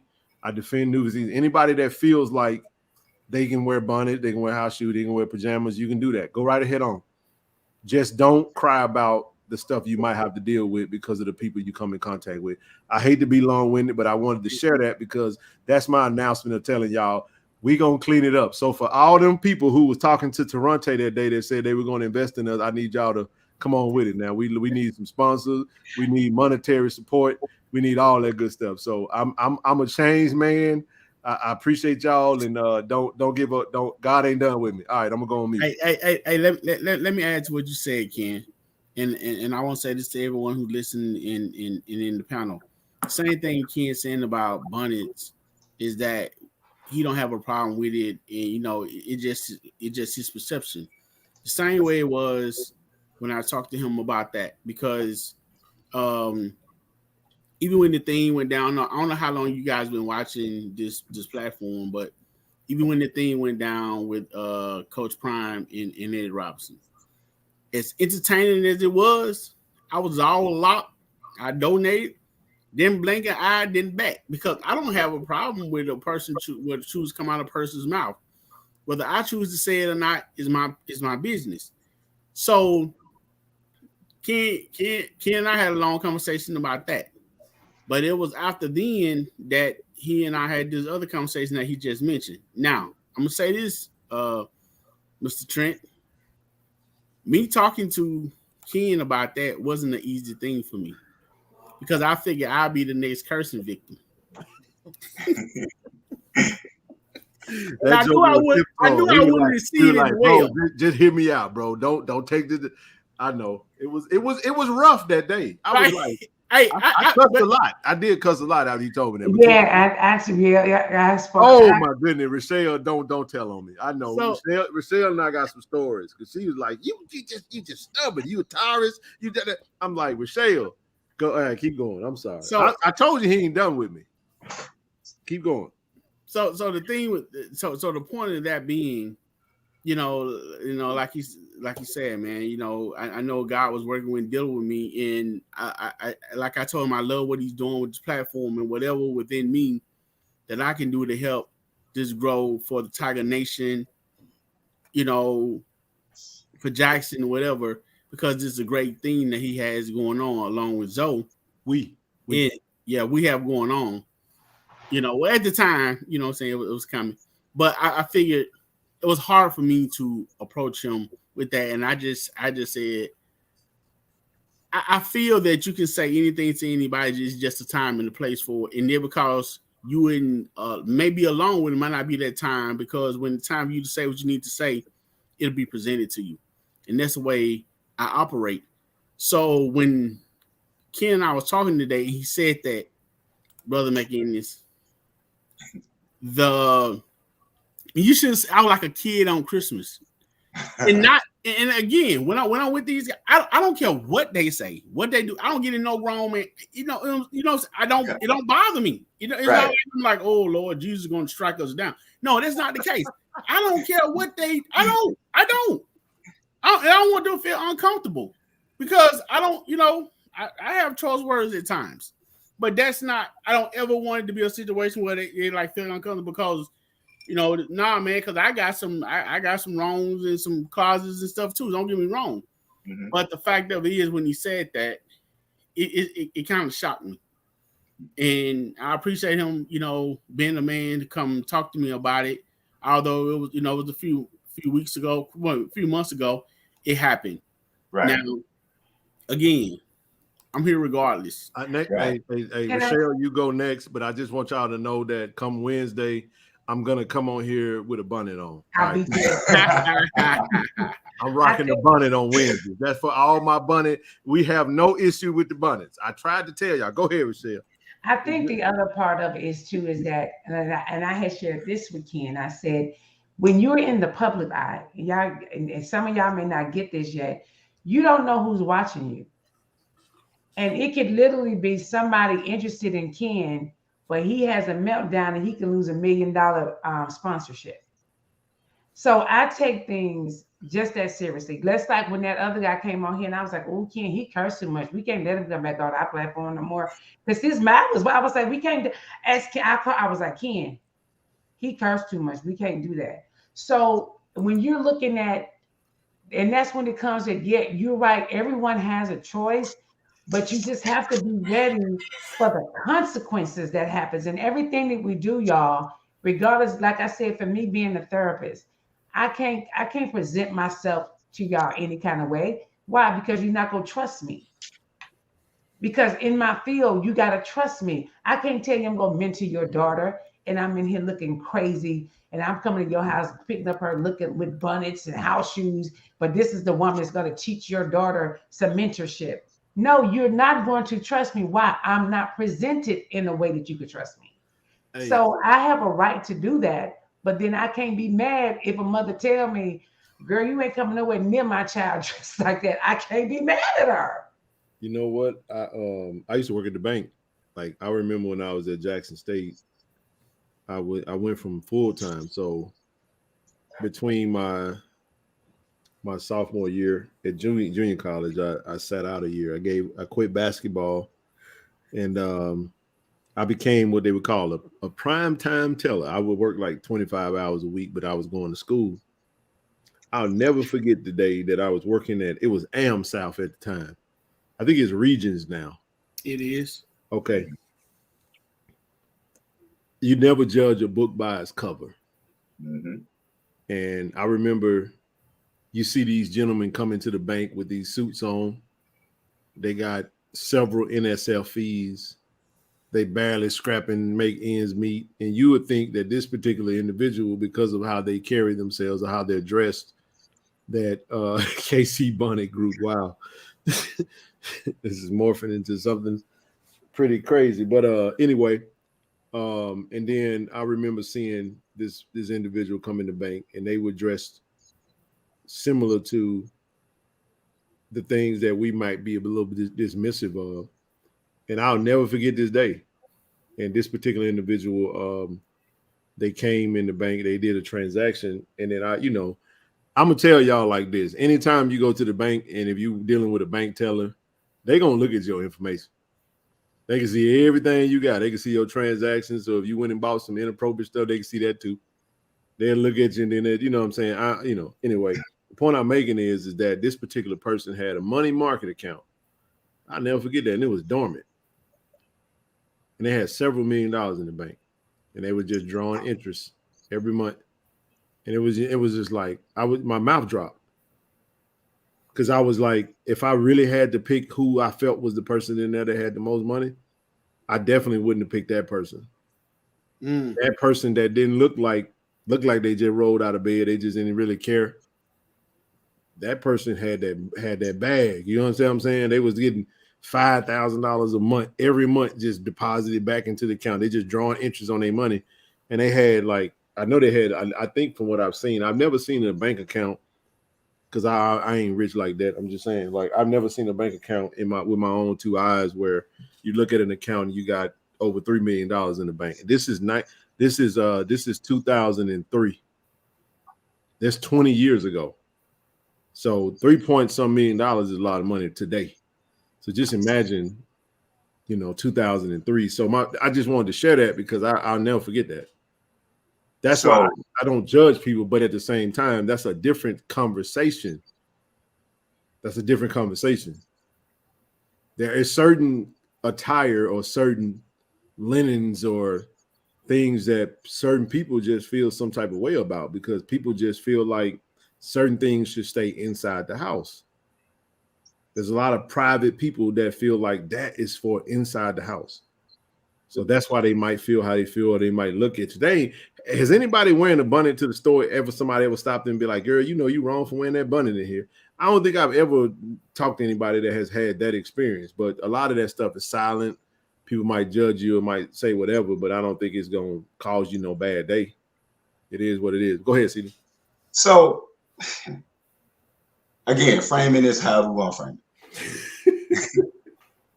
I am a person.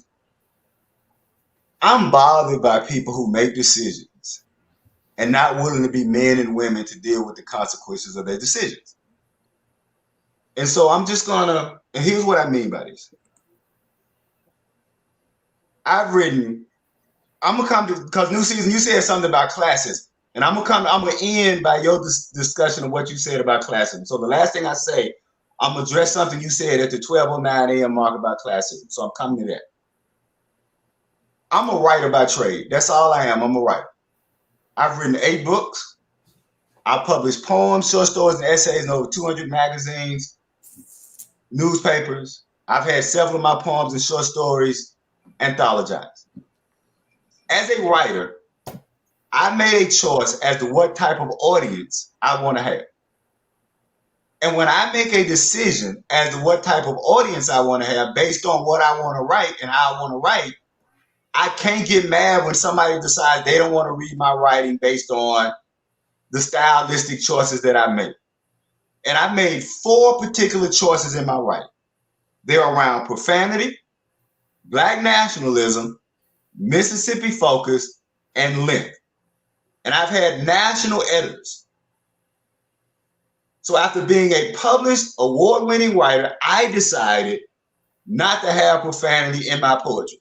I do have some in my short stories, because if you're writing short stories, you're writing fiction, you want the fiction to be believable. I don't have profanity in my poems.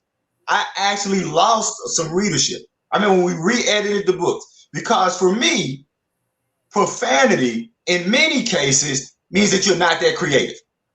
That's just me. That's just how I, as a writer, that's the mastering of language that I hold in myself. So I decided that I wanted to master language to a point that I didn't need profanity to express myself.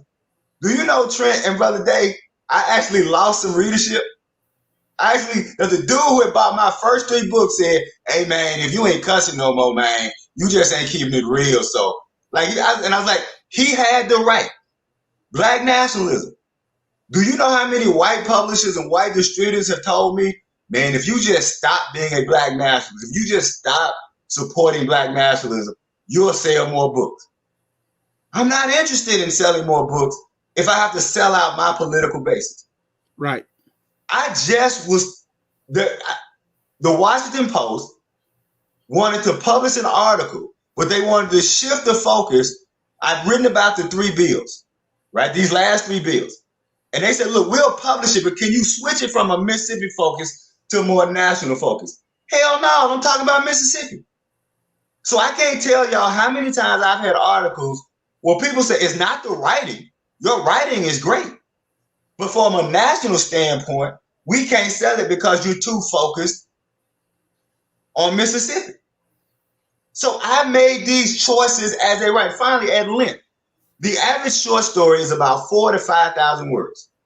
My short stories clock in around 7,000 words, so it's about 2,000 or 3,000 words longer. I get told all the time, this is one of the best short stories I've had. Can you cut 2,000 words? Nope, not interested in cutting 2,000 words. But then I can't go around and complain that, well, these people won't publish me or these people won't have anything to do with me. I know what the rules are.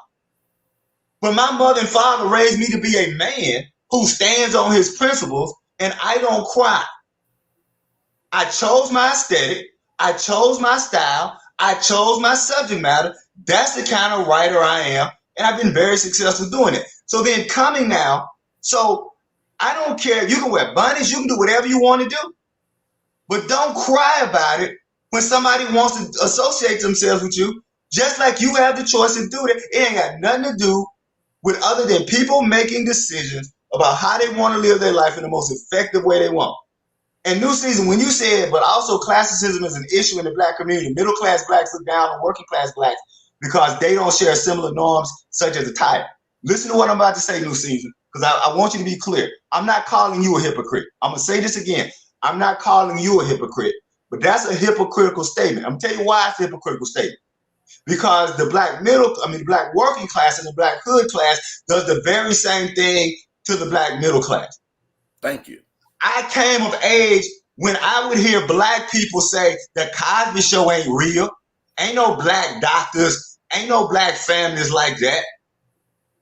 Mother black college graduate. Father black college graduate. 2 uncles black college. The Cosby Show was my reality. Yet I was being told by black people that didn't exist. So New Season, you can make that statement about classism if you're going to tell the whole statement that we have this called this black authenticity.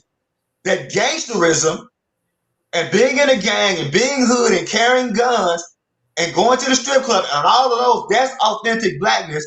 And that people who embrace that as their authentic blackness push that against people like me who don't embrace that as our authentic blackness. So that classism in the black community cuts both ways. And unless you're willing to discuss both sides of it, that statement is a hypocritical statement. You are not a hypocrite. I want to be clear, New Season. You are not a hypocrite. But that statement is a hypocritical statement because you are not then addressing black people who have taken gangsterism as authentic blackness and want to force that on those of us who didn't come from that. I came from black middle class people. That's what I came from. I don't look down on somebody because they didn't do that, but I have a right to my sensibilities, just like everybody has a right to theirs, and we have to discuss both sides. That's it. I'll shut up. All right. Well, I came from black working class people, and I can't tell you not only today, but even when I was growing up, making good grades was frowned upon, and it's still frowned upon when you are in your formative years in the black community, among your peers. Oh, he think he's something, or oh, she thinks she's something. See, that's classism too, because what that's saying is you're not really one of us.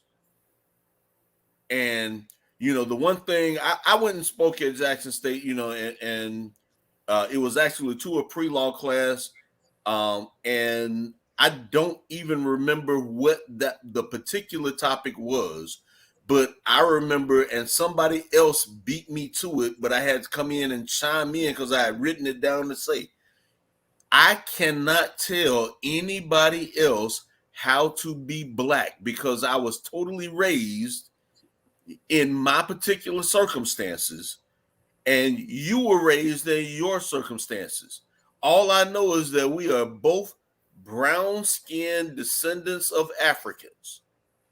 And how I might have been raised and what might have been important or prioritized for my family in order to make it to the next level in our situation might be totally different than what's prioritized and what you feel is necessary or what your parents feel was necessary in order for you to make it to the next level in your situation.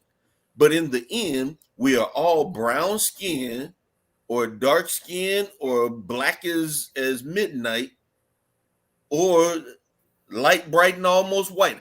Whatever shade we come in, we are brown skinned descendants of Africans. And everybody's circumstance is different.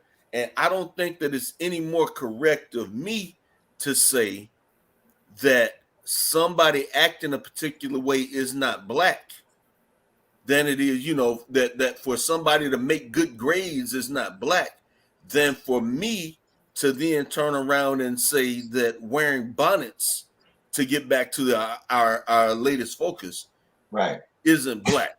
It's not a question of whether or not it's black. It's a question of how it's going to be perceived.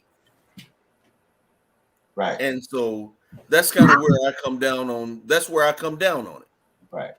And New Season, I want to be clear, New Season. I know you weren't addressing me particularly, right? So I want to be clear, brother. I know you weren't addressing me. I was just saying that if we're going to discuss classism in the black community, it's often middle class black people looking down, but we never discuss the other side of it, which is how that gangsterism and hood culture and drug culture and strip culture and all that is authentic blackness, and if you're not part of that, you're not a real black person. That's all I was saying, is that judging what's black cuts both ways, and I just think it's we do a disservice by simply saying it's the middle class pushing their sensibilities on the working, right, and poor, when it's often the poor, the working, also pushing their issues onto the middle class in the same way. So yeah, I knew that you weren't addressing me specifically. I wanted to clear that up. And Brother Israel's Sister Benita Lou, thank y'all. I appreciate that.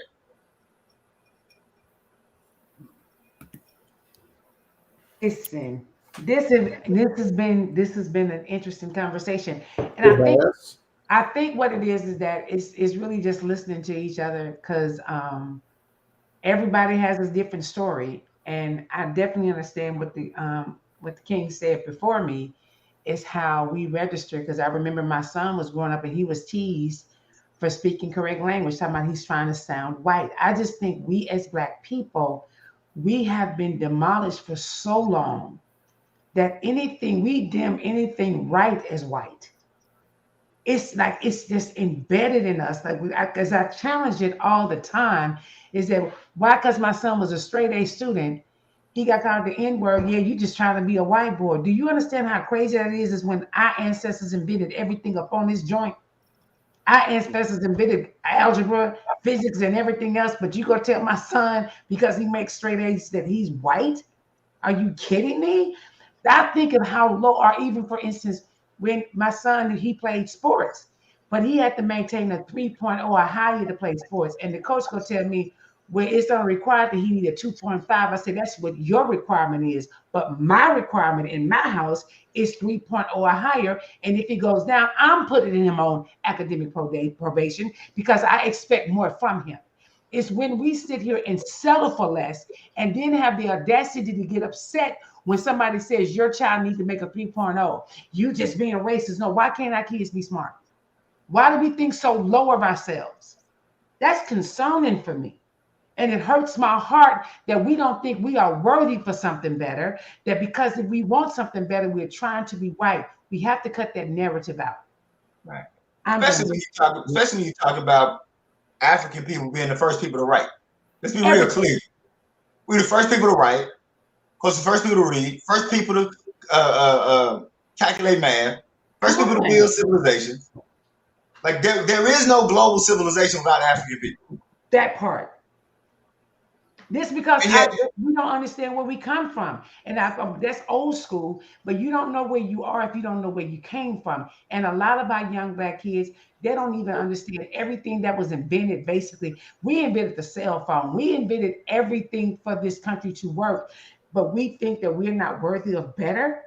That's because we don't understand, because we've been beat up so much and we expect so low of ourselves that when we get something good, we beat each other up, and that's crazy. So I'm done with that. But hey, I love y'all. Well, I want to say this last thing, then I'm going to drop. It's almost 1 o'clock here, so I gotta get up in the morning. But I wanted to something I was gonna say when LaDon was on. She made a statement about the generation is different, and that applies to a lot of things, and that applies to a lot of things in this world, in our culture, where we come from, because a lot of stuff that we did as a kid, the older people said that we were wrong, whether it was the music or clothes or whatever.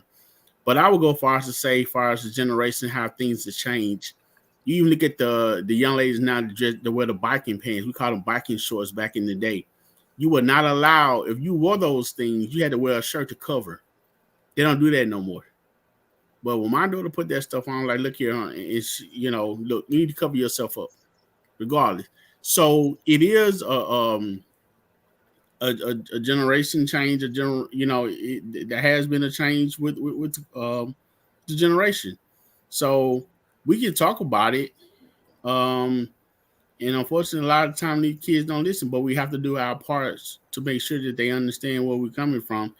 And at the end of the day, it's up to how you raise your household and what you demand and respect in your house, the way things are going to go. And unfortunately, you don't have everybody promoting things to that level, and kids just kind of run how they want to run. So that's what it boils down to. Yeah. And I'm with you. I'll just end this on a choice. So, new season, I hear what you're saying about the middle class folks have the power to be prejudiced and discriminate, given the access and resources that can set the rules of the game. I just told you, everybody has a choice. Just like I made a choice as the type of writer I want to be. If you're saying someone from the Black working class or the Black poor, we all make choices.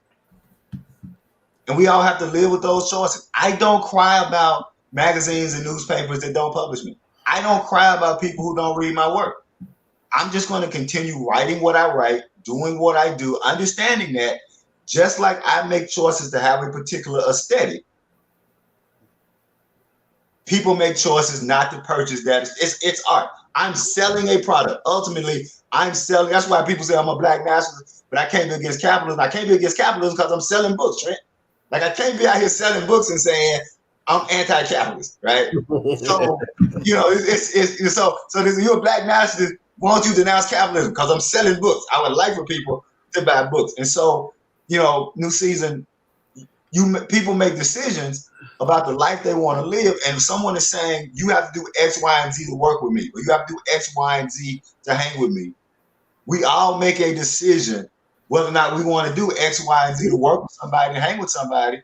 And then we suffer. And what we talked about, what was it, when Brother Willie T came on, then what you do is you make sure that you limit your bills, and then it's easier to make whatever decision you want to make. I can be a bitch writer because I don't have that many bills. That's it. Go ahead, Rochelle.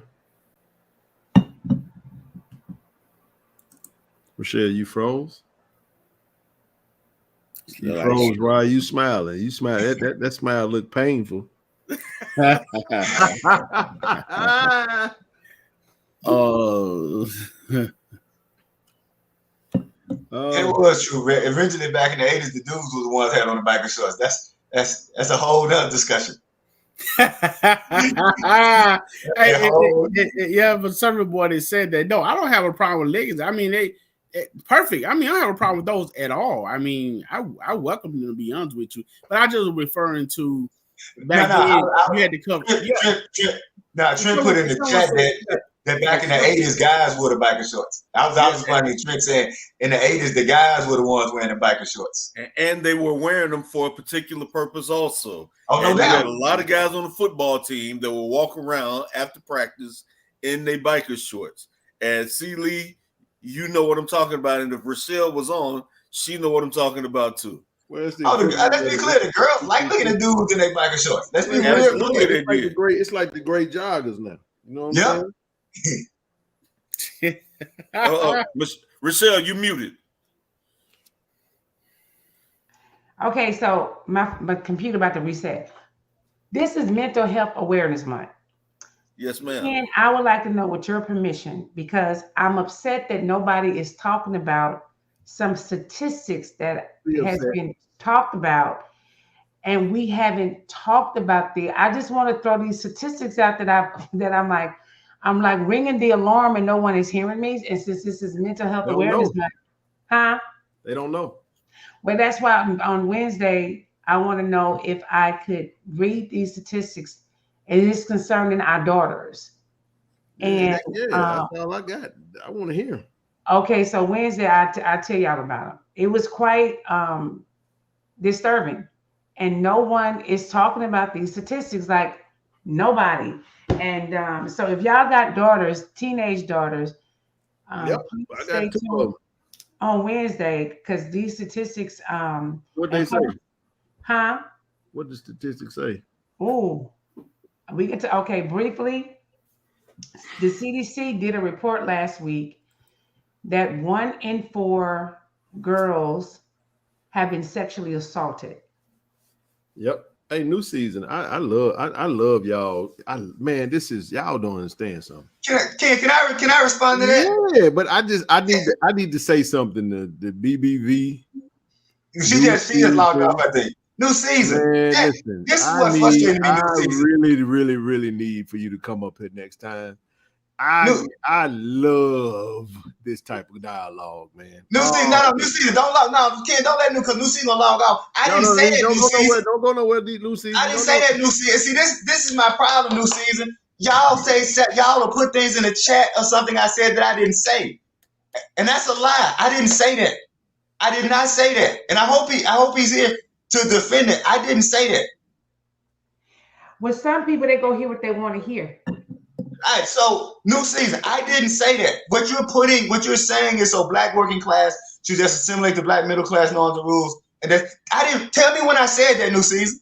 I didn't say that. I said that people make a choice. Let me put in the chat, new season. Did you not hear when I talked about me being a writer, making a choice about being published in certain things and not being published in others? Did you or did you not hear and understand when I said that? Yes or no? Don't waste your energy. I don't understand what you're saying. He said we coming on next time, so I guess they gonna come up. Man, yeah, let's chop it up. I just don't. So new season. What I said was people make choices. Just like I made a choice to be a writer, everybody makes a choice. And you live with the consequences of your choices. I don't know how that has to do with this. How you gonna accuse me, a black nationalist, of assimilating? So that's it. I'll let it go. Then let it go. And we'll talk about that on the rest of it Wednesday. And y'all need to check on y'all kids. I listen, y'all, and black people, public service announcement. Our children are committing suicide. Yeah. Jeremiah, as long as we don't have non-JSU people here, I'm cool. So if we don't have power, what is the choice? What's that relation to? What do you mean if you don't have? You have the power to decide to live how you want to live. People decide how they want to dress. People decide how they want to wear their hair. They decide to what degree they want to be educated. They decide to what degree, how many children they want to have. So this whole thing about power and agency, what you're talking about is power and agency. So we said we don't have power. You have power. You just make decisions that lessen the power you have based on the decisions you have based on what you want to obtain. But you decide how you want to dress. You decide how you want to talk. You decide how you want to engage education. You decide how many children you want to have. Those are all choices that people can have. And then based on those particular choices, then you make other aesthetic and other navigating choices. Right? He said he coming on next week. That'd be better because you just maybe he can come up because I saw that as another whole way, but don't some people gonna hear what they want to hear no matter what you say. So I've learned to have wisdom and know where to keep my energy to myself. But I want to talk to y'all about y'all babies and this mental health issue that I got going on with our kids. But the Jeremiah Clark, as long as we ain't got non-Jackson State fans in here, I ain't gonna have no stroke. The only thing that give me a stroke is when non-Jackson State people come in. Yeah, this is a good point. There do be a delay. That's why y'all got to come on the screen. Yeah, it is. It's like a 3-minute delay sometimes. Okay.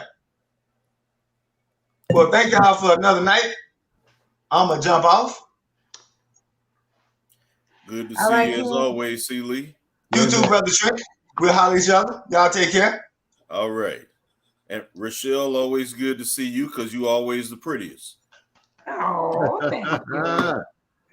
Hey, LeBron. It seems like, you know what? I can't believe he's only 38. He's been playing forever.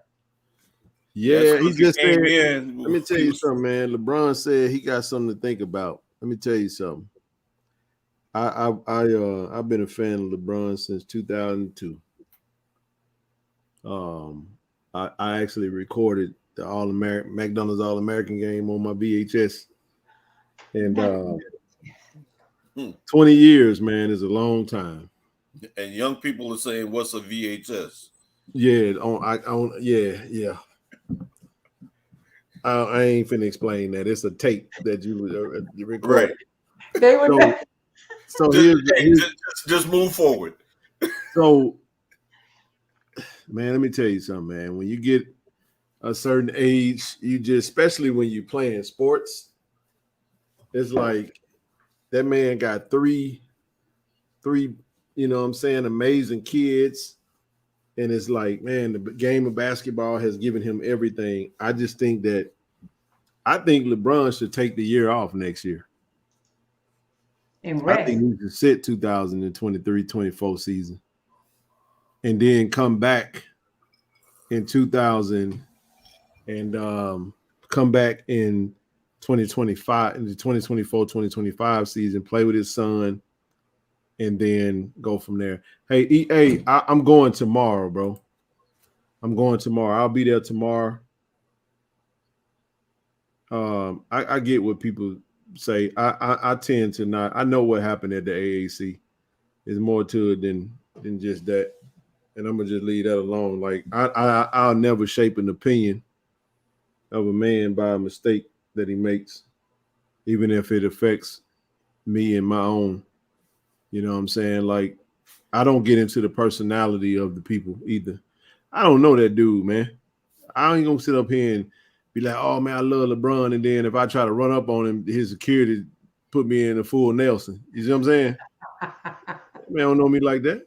Because he don't know you like that. Well, he don't know me. I know him, but he don't know me. Right, that's true. I don't get into the personality. I just like the basketball player and what he's done. He's done some good stuff. And he was also young and dumb. We all been young and dumb. Yes. Made a mistake. He probably, if he could do it all over again, hell, he probably would do it differently. But who knows? I don't care. But what was the other thing we were just talking about? Oh yeah, he said, "How's the black?" I'm gonna be going tomorrow. I'll go up in there for the awards presentation, and I'll try to get some content and everything, and chop it up and present it. Awesome sauce. And can I also make a request too? Sure. Because I saw Aubrey sign a 3-year contract today, but of course only 110,000 of his dollars were guaranteed, and I do not understand how it works. And you know, for anybody, that 110 guaranteed, right? Which kind of sounds like we'll guarantee this season's salary, or we'll guarantee your signing bonus, but you need to produce this year. But he But got to make the team first. yeah, so I guess the long and short of it is I'd like to have a discussion about that on Wednesday if we could, because I'm totally ignorant. And I say this as someone, I have a close relative who I'm actually the family attorney for, who was just drafted fairly highly. And, I don't have anything to do with his contract, but I did insist that any future contracts of any sort that come in front of him that I have at least a chance to review. Yeah. So I just raised that because I saw on Twitter that Aubrey had signed his contract. And as far as undrafted free agent contracts, which particularly affect HBCU athletes, I would really, like to have a conversation about that and understanding about what is it that they are guaranteed. I wish I could ask my nephew. He's a sports agent. What that mean? Well, hey, have him come on. Well, I don't think so. The way it works, from my understanding, is the guaranteed money is, it could be a signing bonus, but it can also be broken down. So, for example, this is how, no, it's not. The guaranteed money is not a signing bonus. Signing bonus is signing bonus. That you cash out on that immediately. Guaranteed money is that's what you're guaranteed to make, regardless of whether you stay on whether you make the roster or not. He's gonna get that $110,000. Okay. That's guaranteed. Doesn't matter what happens. That's why you need somebody to negotiate. I like those. There's a couple of undrafted free agents here. There's some that actually have gotten. I saw Mark got his. I think his contract, his guaranteed money was like 220 or 200 and something. Okay. Isaiah Land the same way, as also as you also had Xavier Smith in Los Angeles. So the point I'm making though is that if he stays on the roster, I think that contract, that none of that money is guaranteed. A lot of that stuff may be heavily incentive based. Mm-hmm. It may be games played. It may be in on the roster per a certain time. It may have some type of stats or anything in there. Like basically, the NFL is basically they don't spend like the NBA spend. No, because they only have 16 games. Yep. Or 17 at this now. point. Yeah, 17 now. But he did sign, man. He signed a 2.7 for 3 years, 110 million guaranteed, I think. That's awesome. Which is great. Hell, it's a hell of a lot more money than I think. Shoot, dude, that's good money, man. Darn good money. Little under, it's a little under $1 million a year if everything checks out. If you get everything on it. Yeah, and correct me if I'm wrong. There is a minimum wage of what, $750 a year. Yep, 750,000. Yeah, so in theory, he's 150 above the minimum. Yep. Which I would like to think, they've seen at least something they like at the minicamp. Yeah, he's balling, man. He's balling out, but he got to get on that 53-man roster though. Yeah. He could get cut, and then he could do like James Houston, enter the practice squad. Yeah. But at the bottom line, what I also see, Aubrey, and much like James Houston, even though Aubrey kind of had it a little bit more on display, if you ask me, but they're high motor guys. They're always on go. They always revving in fifth gear all the time. Right. And I think that, a lot of times when these coaches actually see that and say, yeah, he played at a small college or he played at HBCU, but they see that motor, because Aubrey's not that big a guy, but you got to realize Sam Mills, who's one of my favorite players, who played with the Saints for a long time, Sam Mills probably my height, but high motor guy, was always, making a way to find the ball. And that's what we've, in the time that we've always seen Aubrey do that. And the 1 year we had with James Houston, found his way to the ball all the time and got to the NFL, and that translated. I got to get up at 4 a.m. to go to the gym. Y'all have a good night. All right. I never thought this would be the night where I would have the last word. But everyone. All right. Bye, Ken. Everyone have a great night.